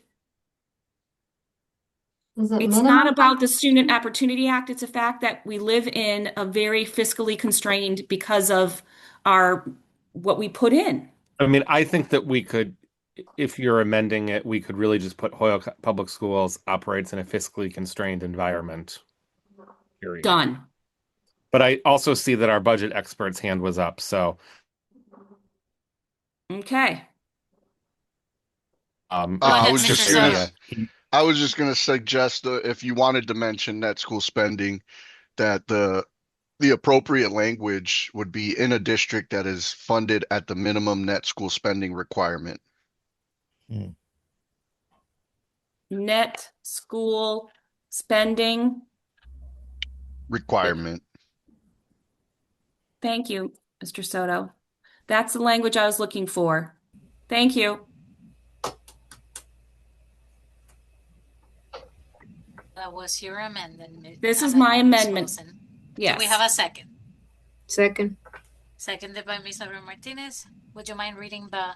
Sure, I'd love to. Holyoke Public Schools operates in a physically constrained environment in a district that is funded at the minimum net school spending requirement.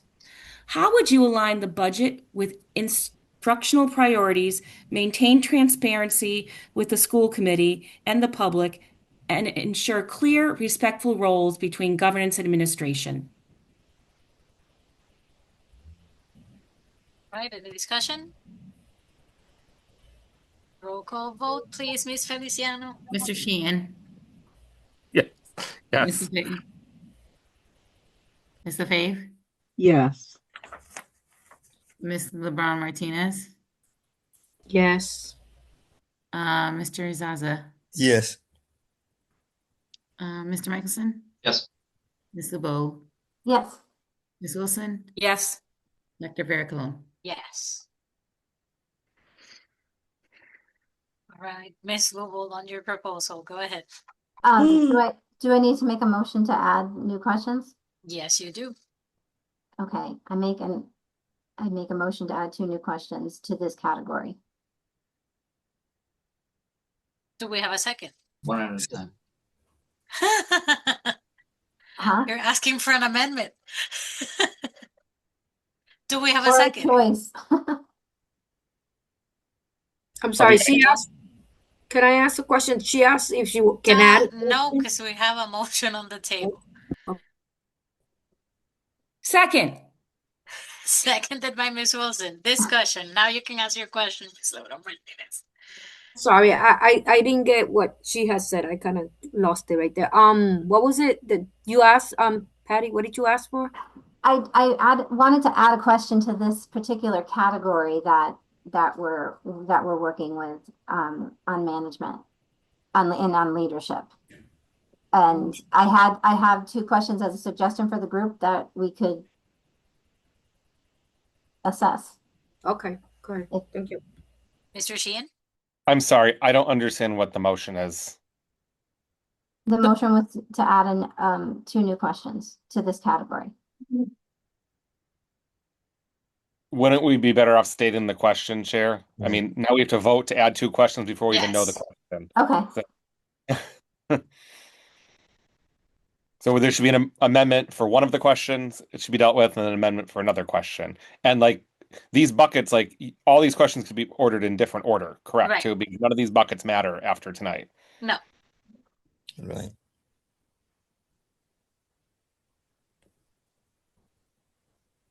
So you want me to state So the hold, first question? hold on. Okay. How about I'm ready to type. withdraw your motion and then just add the amendment for your proposed question, and then we can go from there. Okay, withdraw the question, Your motion. my motion.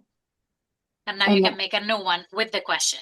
Now I'm going to make a new one and suggest a question for this category. I know And what you the have to category- state the question. Okay, this question is on leadership, decision-making, and growth. Leadership often involves making difficult decisions, especially. Hold on. Can you slow Okay. down because she's got She's a taking notes. I know, I'm sorry, I forgot. Thank you. for Leadership the- often involves. Making difficult decisions, especially early in a new role. Wait, Please. Okay. she's very slow right now. You should see what I want to type. Go ahead. I'm sure. Thank you for bearing with me. Please describe a time when you made a decision that, upon reflection,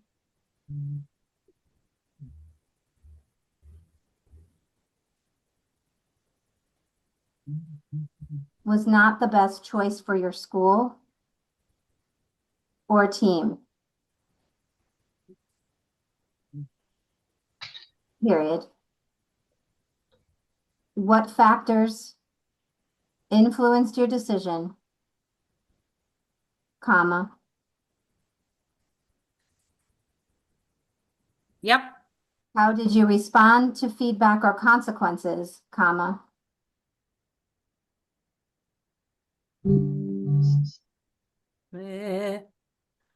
Yep. And what did you learn from the experience? Question mark.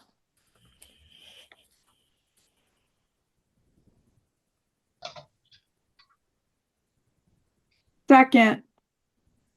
Seconded by Ms. Lefebvre. Discussion.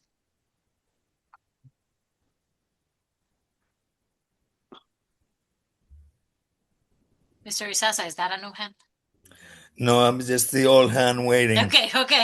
Just checking. Mr. Michelson. I like that because it talks about judgment and humility, and that was one target area that I thought that we hadn't covered yet, and I think that's a really important characteristic of a leader. So that's where I'm at with it.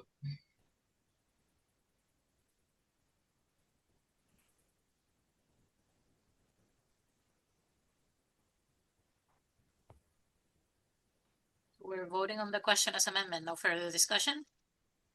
All right. Roll call vote. Ms. Feliciano. Mr. Sheehan, Yes. Ms. Lefebvre, Yes. Ms. LaRon Martinez, Yes. Jerry Zaza, Yes. Mr. Michelson, Yes. Ms. Wu, Yes. Ms. Lugo, Sorry, I thought it was.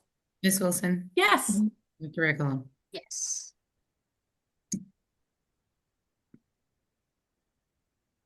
Motion to consider a second question in the same category.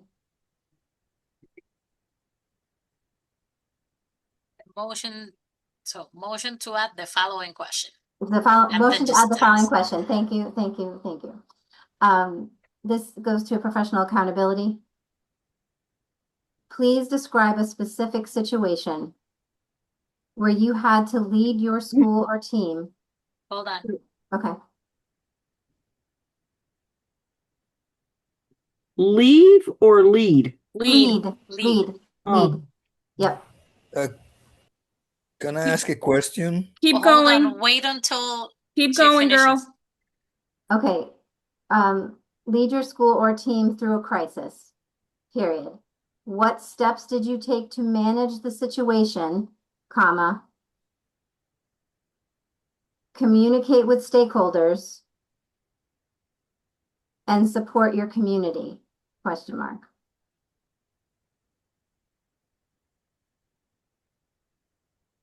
Second. Wait, hold on. Wait a second. Wait, I just there's Oh, a there last was more?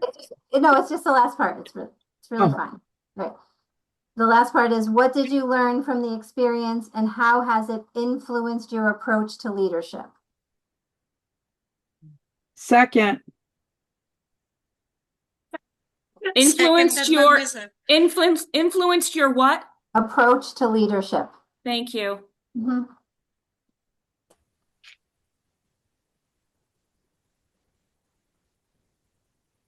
Whenever Motion you want to made give by me Ms. minutes, Lupel, Wilson, you got it. second, seconded by Ms. Lefebvre. Mr. Isasa, discussion. Well, I'm confused now. Are we still talking about number 8 or are we suggesting a number 9 and a 10? Number 9 and a 10. I thought we were making amendments to 8, so I have an amendment to 8. Oh, Mr. Zaza, come on now. You're killing What me. do you mean, come on now? If I think this is important, maybe it is, maybe it isn't. You We guys went will through tell me. that one, didn't we? We did. The minimum net school spending? Mm-hmm. We did. Oh. So can we take the vote on this and then revote or reconsider question 8? Right.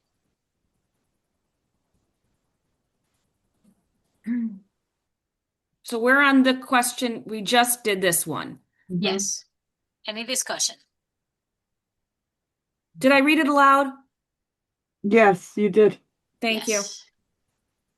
All right. Seeing none, roll call vote, please, Ms. Feliciano. Mr. Sheen. Yes. Mr. Babe. Yeah, I can barely hear. It's like when you get to my name, you don't want to say it. But yes. Ms. LeBron Martinez. Yes. Mr. Isaza. Yes. Mr. Michelson. Yes. Ms. Will. Yes. Ms. Wilson. Yes. Dr. Rickland. Yes. All right, Mr. Isasa, what was your feedback for question 8? Yeah, on question 8, my concern about it is that it speaks of a kind of a given limited budget and then figuring out how the superintendent will work with it. It doesn't look for ways in which the superintendent would enhance the financial status of the district. So I would amend it to add a question that would say, how would you seek the necessary financial resources to ensure excellence in education for all of our students? Second.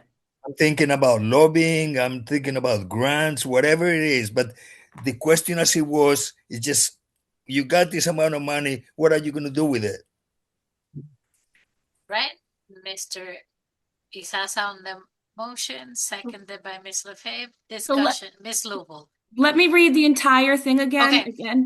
for continuity. So the full question is, we're back to Holyoke Public Schools operates in a fiscally constrained environment in a district that is funded at the minimum net school spending requirement. How would you align the budget with instructional priorities, maintain transparencies with the school committee and public, and ensure clear, respectful roles between governance and administration? How would you seek the necessary financial resources to ensure excellence in education for our students? For all of our students. For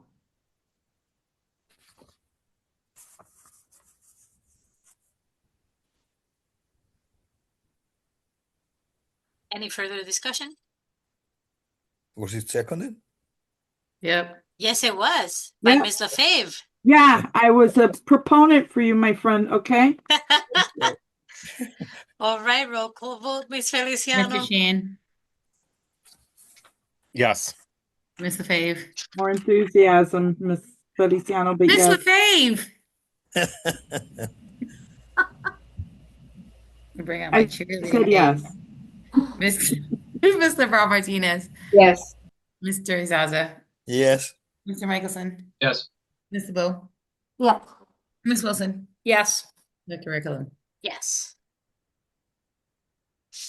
Home stretch. No. Thank you, everybody. Mm-mm. Now, what do you mean? Go ahead, Ms. Lefebvre.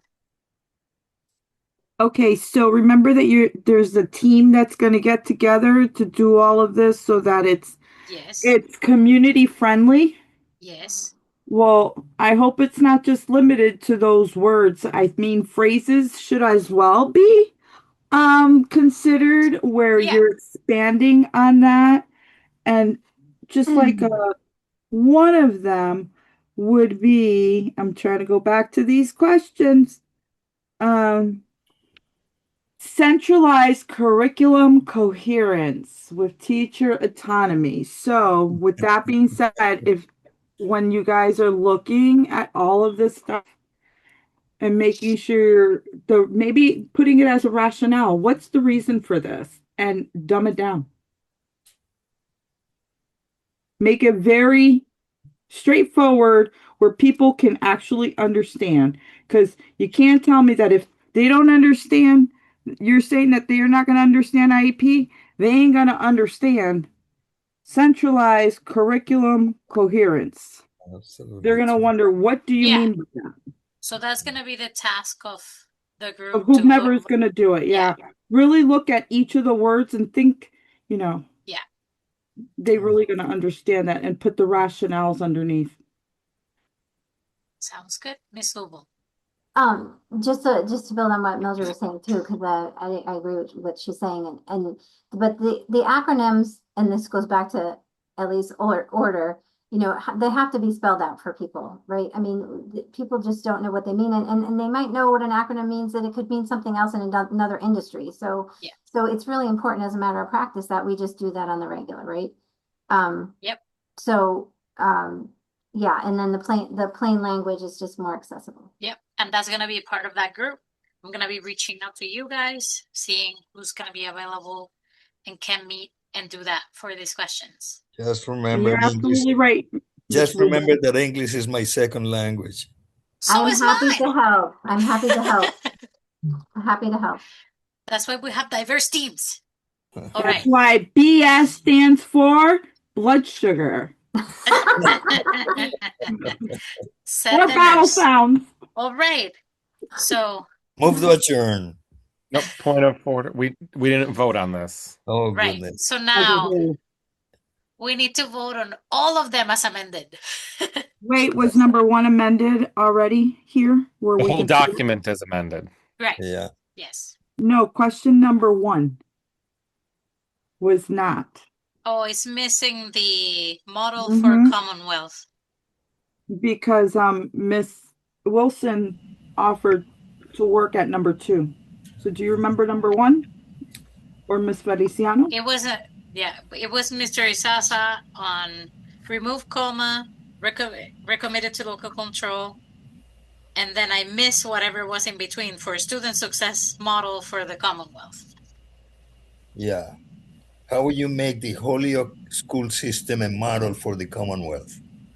That's the one.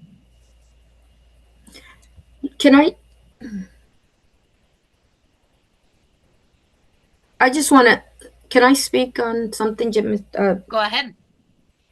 I'm just like, over the messages that we've gotten through this bargaining issue, most of the we cannot talk about bargaining.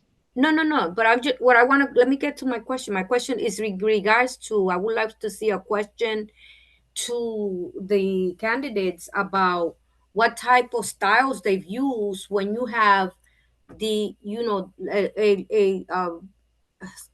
how do you say, and teachers that are longer in the system versus people who are less in the system receiving the same type of staff development. What styles have they used to kind of defer, to make the PD more meaningful? Because it was said over and over in some of these conversations. And I'm just saying, there's nothing there asking what type of style they use to get these more meaningful training to the staff. That's all. But Go ahead. But we do have some language there about an ideal relationship between the superintendent and the unions. But I don't think it's going to cover that, but that's okay. Go ahead. No problem. That's okay.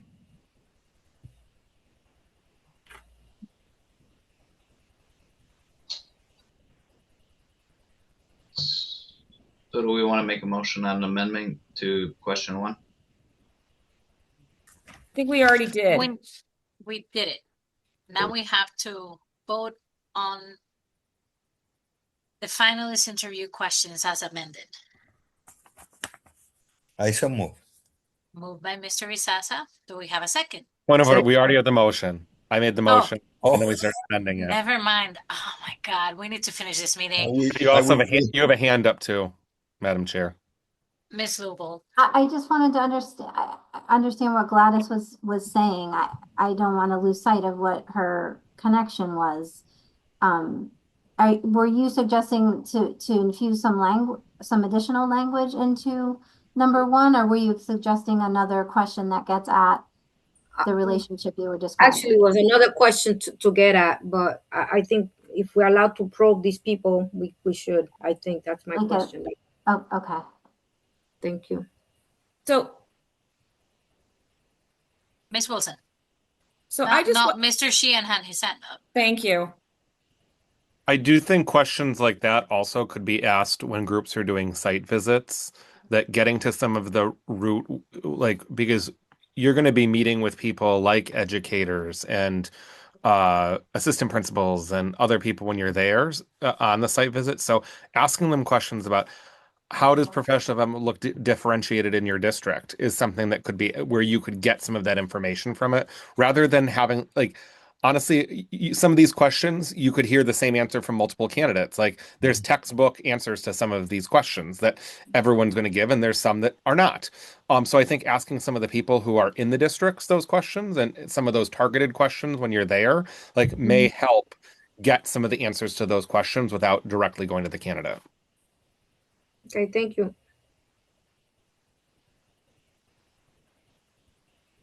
I still have my hand up. Ms. Wilson. So I think we need to create some standardized questions for site visits as well. And that's something that I'm just saying that if we're going to be going out, we should all have some standard questions that we ask. So when we come back, it's that same continuity that we want to have with these questions. We should have that same continuity, at least as a starting basis, when we go to the communities. We have a motion on the table. Discussion on the motion, which was to approve the questions as amended. I thought we voted it. Sorry about that. No, that's okay. All right, let's move the question. Right. Mr. Mr. Sheehan. Isasa, did you have any discussion? No. Okay. Go ahead. Roll call vote. Mr. Sheehan. Yes. Ms. LaFave. Ms. LaFave. Oh, you're muted, Ms. LaFave. Stop talking to myself. Yes. Okay. Ms. Cabral Martinez. Yes. Mr. Izaza. Yes. Mr. Michelson. Yes. Ms. DeVoe. Yes. Ms. Wilson. Yes. Dr. Rivera Colon. Yes. Right. Oh, sorry. That was Ms. Feliciano, rude. are you okay? I've been up since 7 and I've been shoveling for 4 hours. I'm getting, yeah. Yes. All right. So we have made it to the end of her agenda. No. I still have a question. Oh, go ahead, Mr. Isasa. Sorry. It's just your hand was up and I never I knew it just was a put new it back hand. on. I just put it back on there. Go ahead. I don't think we have really talked enough about follow-up questions in terms of consistency. Maybe we want to say one follow-up question. I think we need to talk about that for a second.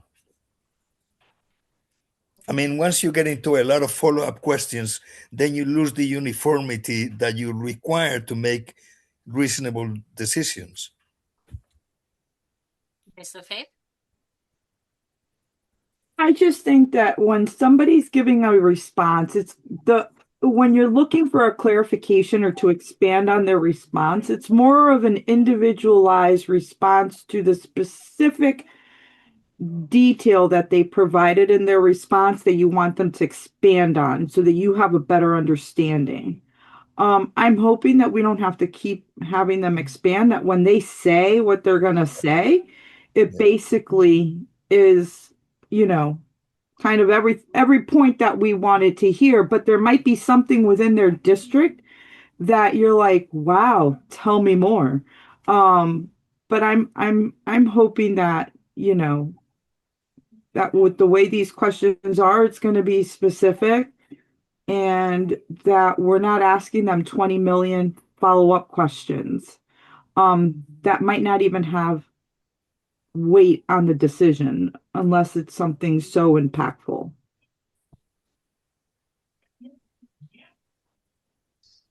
Ms. Ubo? So I'm a big fan of follow-up questions. Sorry. But I also feel like, to your point, Mildred, about purpose, I think because of the part of this practice is we're going on site visits, we'll be talking to other people, and they may be sharing additional light on the candidate and, you know, what they've learned, for example. And if that's something in your mind that you've heard, or if it's something that the candidate may have omitted because they just didn't think about it in the moment, because of course it's a pressure situation, I would think anyway, you know, I think, you know, I think in those situations, like, it's reasonable to do that, you know.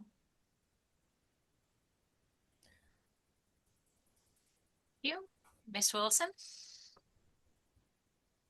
So I just want to caution us. We all can't ask follow-up questions. Right. It's just, we just all can't. We'll be there for hours and hours. And so I just need to caution us that, you know, we need to keep the eye on the prize. These are the questions that we came up with. And, you know, I think, you know, again, from my experience in human resources, I think we need to, you know, that continuity is there. If they say something and we want to probe it, absolutely. And then the other piece is, I think that each of us should get a question to ask. I'm not sure if that was on the you know, but I'm thinking, you know what I mean? Just so each one of us, if we're comfortable reading the question aloud and asking the question, then we should be, you know, able to do that. Thank you. Ms. Wilson? Mr. Michelson? Thank you. So do we need to set a ground rule of how long maybe for a response per question, and that would kind of cap the amount of time after the fact, right? I don't know if that's baked into some other superseding document here, but I think if we said, you know, 5 minutes per question, right? Now you've ended the amount of time where you could theoretically have a follow-up.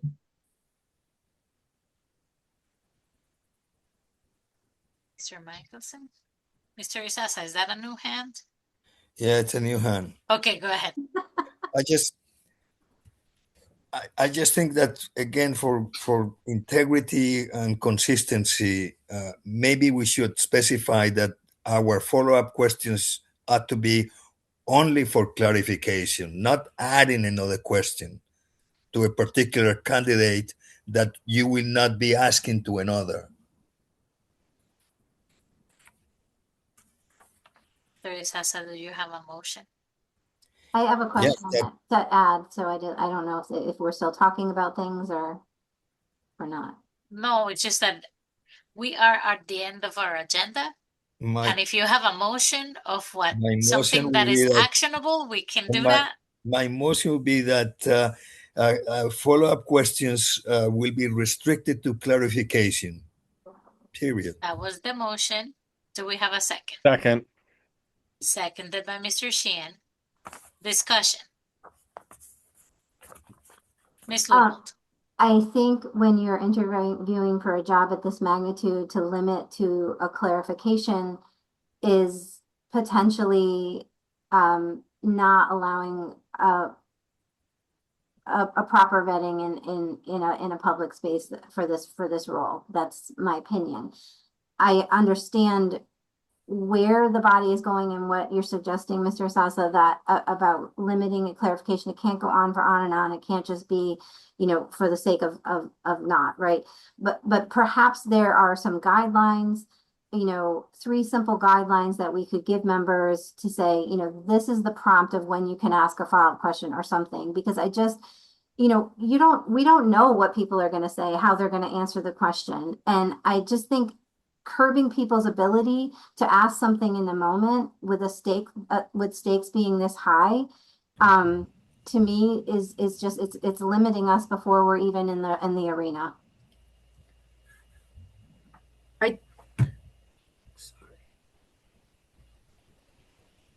Ms. Deborah Martin. I have seen that with like a summary introduction that is said how the process will go about when you're interviewing someone. And I think that should be what we would say. There may be times that we would ask you for clarity purpose, so that it's already clear that we will be doing that. And if we don't have to, we won't.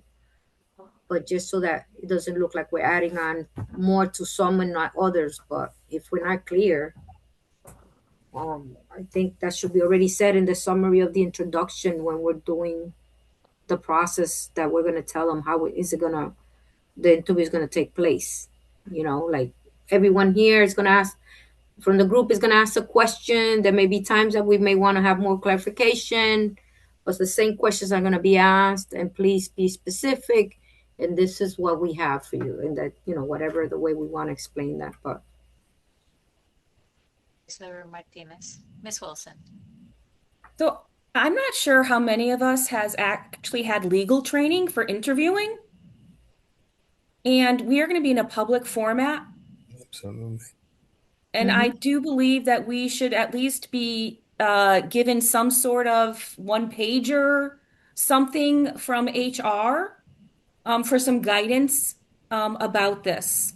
Or give us a training at our next meeting, one or the other, whatever human resources feels comfortable doing, since we are going to be in a public format asking questions. And that's your motion? That is my motion. No, there's a motion. There's a motion on the table. Yeah, by my Mr. Isaza for clarification. So we haven't voted on that yet. Okay. I'm at least that much awake. Thank you. Sorry, what's the motion right now? The motion was to limit follow-up questions to clarification. To limit? So that they're only clarifying questions. Clarifying answers.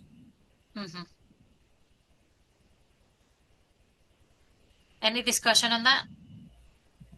Or the hands up discussion on this motion?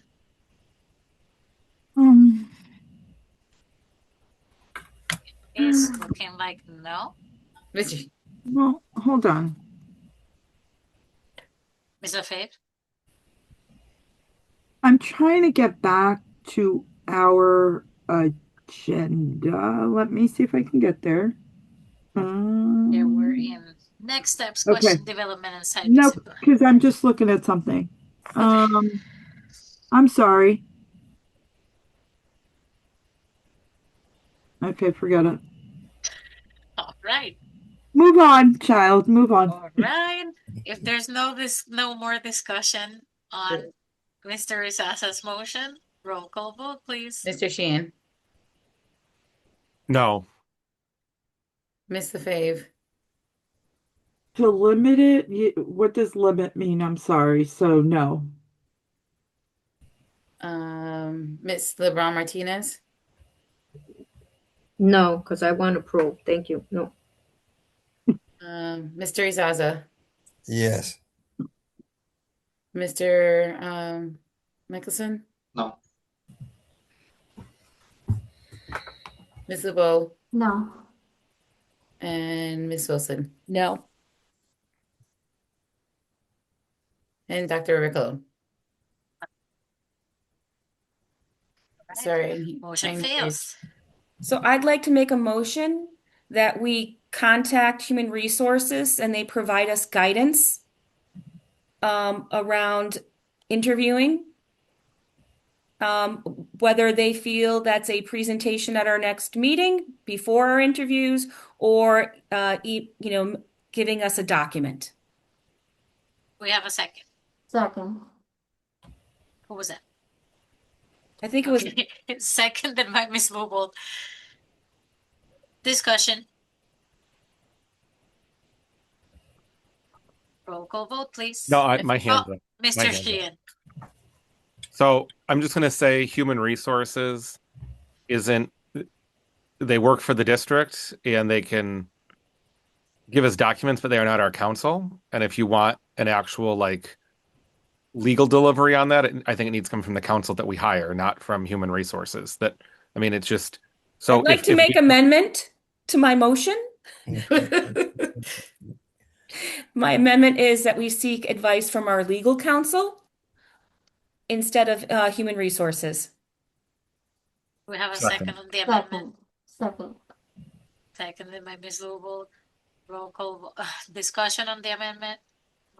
Actually, make my life easier. I'm going to withdraw my first motion and I'm going to make my second, a new motion. The new motion is that we contact legal to get advice and for the interview process. Do we have a second? Second. Seconded by Ms. Vogel. Discussion. I was Seeing saving none. you, Irene. Saving Thank you. Trying Roll to call vote, Ms. Feliciano. Mr. Sheehan, yes. Mr. Fave, No. Miss No. I know Miss LeBron Martinez, Yes. Mr. Izaza, Yes. Mr. Michelson, Yes. Miss LeBeau, Yes. Miss Wilson, Yes. Dr. Rare Cologne. Motion passes. Okay, so we've made it to the end of our agenda. No. No. Wow, people do not want to leave today. Mine Ms. is a LaFave. clarification. Mine is a clarification. Anyways, so with that being said, because the limit thing didn't pass, but I need to clarify, right? The interview time per person is from what time to what time?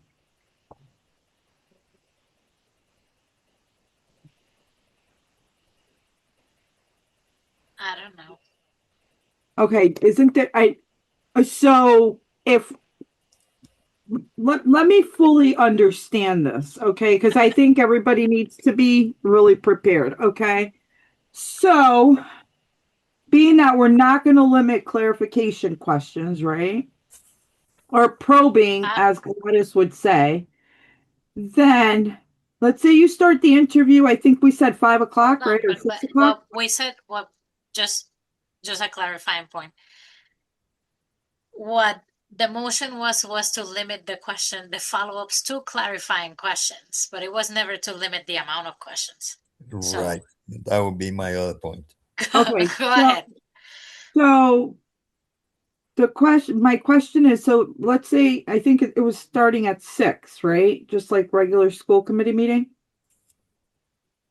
If I'm not mistaken, it was 6 to 9, but are we saying that it's at 6 until whenever we finish? Like, I think the candidates need to have a definitive time frame. And if we're going to ask 100 million questions and they don't get through all of the questions, We have to. then that's on us.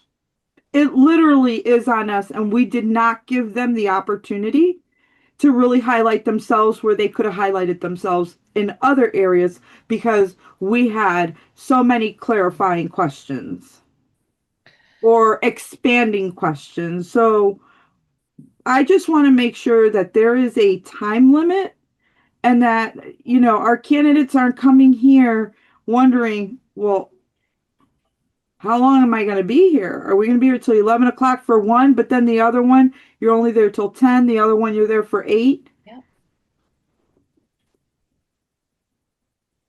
It's okay. Mr. Isasa, is that a new hand? It's a new hand. Go ahead. This happens all the time. So we give them a time limit to give their answers, and they have the answers, they have the questions in advance. So they can figure out what's the crucial thing they need to say. They have 10 minutes to answer one question, whatever. If we give them a time limit, I think will solve our problem. Thank you, Mr. Isasa. Mr. Romarti. Oh, I don't have my hand up, do I? Oh, Yes, sorry. you do. Sorry, All sorry. right, Ms. Lubel. Yeah, sorry, I was trying to lower my hand. I agree with what Ms. LaFave and Mr. Asaza said, and I would also say, you know, if we want to limit, we could time it out by the 10 questions. We could also say, you know, if they have more than they answered the question sooner, that's an opportunity for a follow-up question as well. I mean, there's other ways that we could scale the program to say you have, you know, I don't know, I'm making this up. 90 minutes is the interview total, and then that allows for, you know, discussion and follow-ups, like you can time it from an agenda perspective. So that is something that we could think about. Mr. Shi. So I was just going to say, I think that we're thinking there's going to be unlimited follow-up questions if we don't set time, but the chair retains the rights of the meeting, and the chair gets to call on who they want to call and when they want to call on. So if they limit it to one follow-up question, then that's all there is. And someone would be out of order for asking more because the chair retains that right. And you could use parliamentary procedure to override the chair during it if you want. But I mean, there are limitations that the chair has to control the meeting because it's still a public meeting. I think that we can't have both worlds. So we can't say we're going to limit questions to a certain amount of time and then want an unlimited amount of follow-up questions because that's not fair to the candidate. Like that just doesn't work. So either we say every question's 10 minutes and then it looks like we have, let's say 90 minutes with opening and closing and all that, and then that's it. But then we also have to have self-restraint on follow-up questions to be able to fall in line with that because we can't, if we go past 90 minutes because of us, we can't expect the candidate to be cut short. So like, I think it's also the bulk of this falls on the shoulders of the chair unless we're going to set limitations around that. And we just have to know when to ask or when to not ask if there's something. But like, I mean, I didn't support the original amendment about limiting follow-up because I think that if something comes up, we should be able to ask it, but it has to be something really critical. If they purposely ignored part of the question and didn't answer it, I'm not asking a follow-up. I'm saying you ignored the question, and that's something I'm going to take into account. Like if you forget half of it. But that's how I look at things. If you're choosing, especially if we're giving you the questions, like I said, 2 of the candidates are sitting here. They have the questions already. If you're getting the questions ahead of time, you can be prepared and you shouldn't miss any parts.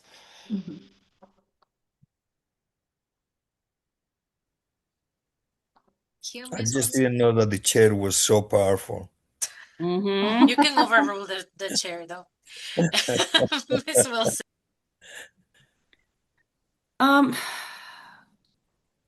You know, I think an hour and a half is a complete acceptable time for an interview. I think we need to put in a break in the middle of it to allow them to, you know, like regroup. Just like a 5-minute, like everyone get a bathroom bio break, 10 minutes, come back in and we move forward. I think that is a good practice because no, you know, that's a long time to sit. I'm sorry, even as adults, like we've been doing it now. I mean, it's a little crazy. And I do believe that the chair should govern the meeting as, you know, Mr. Sheehan shared. And that's the, you know, responsibility. So thank you. I'm tired. So I'm rambling. hold on. So Ms. Lubel had her hand up. I just wanted to just get an understanding. Do we think that the question for legal when they come back to us that gives us parameters, is that enough parameters to know what type of clarification question, if you will, is permissible or acceptable? Or are we just kind of, we have one and we look at the chair and she decides whether she wants to allow us? Is that, like, I'm just trying to understand. If I could speak to my Go ahead. It was Thank your you. motion. Yeah. The reason for it is I just want to make sure that we are not doing a follow-up question that is not legal. That's the point. Since we have all not experienced the joy of hiring individuals, we've all had different experiences in different settings hiring individuals, I think having a common ground rules would be appropriate from legal. Yeah, agreed. Ms. Lebron Martinez.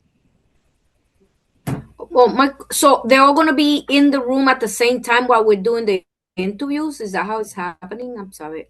No. Okay. No. Okay. Thank you. 3 different nights back to back. One at a time.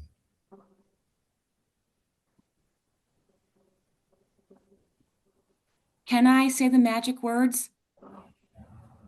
I don't know. I've been stopped multiple times. And there wasn't even a motion in Please this conversation, so that I so I'm can not going to second say it. anything. So there are no hands up. I'm making a motion to adjourn. Second. Second. Roll Oh, call. now Ms. everybody wants to Feliciano. be second. Ms. LaFave, Mr. Sheehan, Yes. Ms. LaFave, Yes. Ms. LeBron Martinez, Yes. Mr. Zaza, No, I meant yes. How Mr. dare you? Michelson, Yes. Yes. Mr. Gold, Oh, sorry. Wilson, Yes. Rivera. Yes. Yay, 10:38. Thank you, everybody.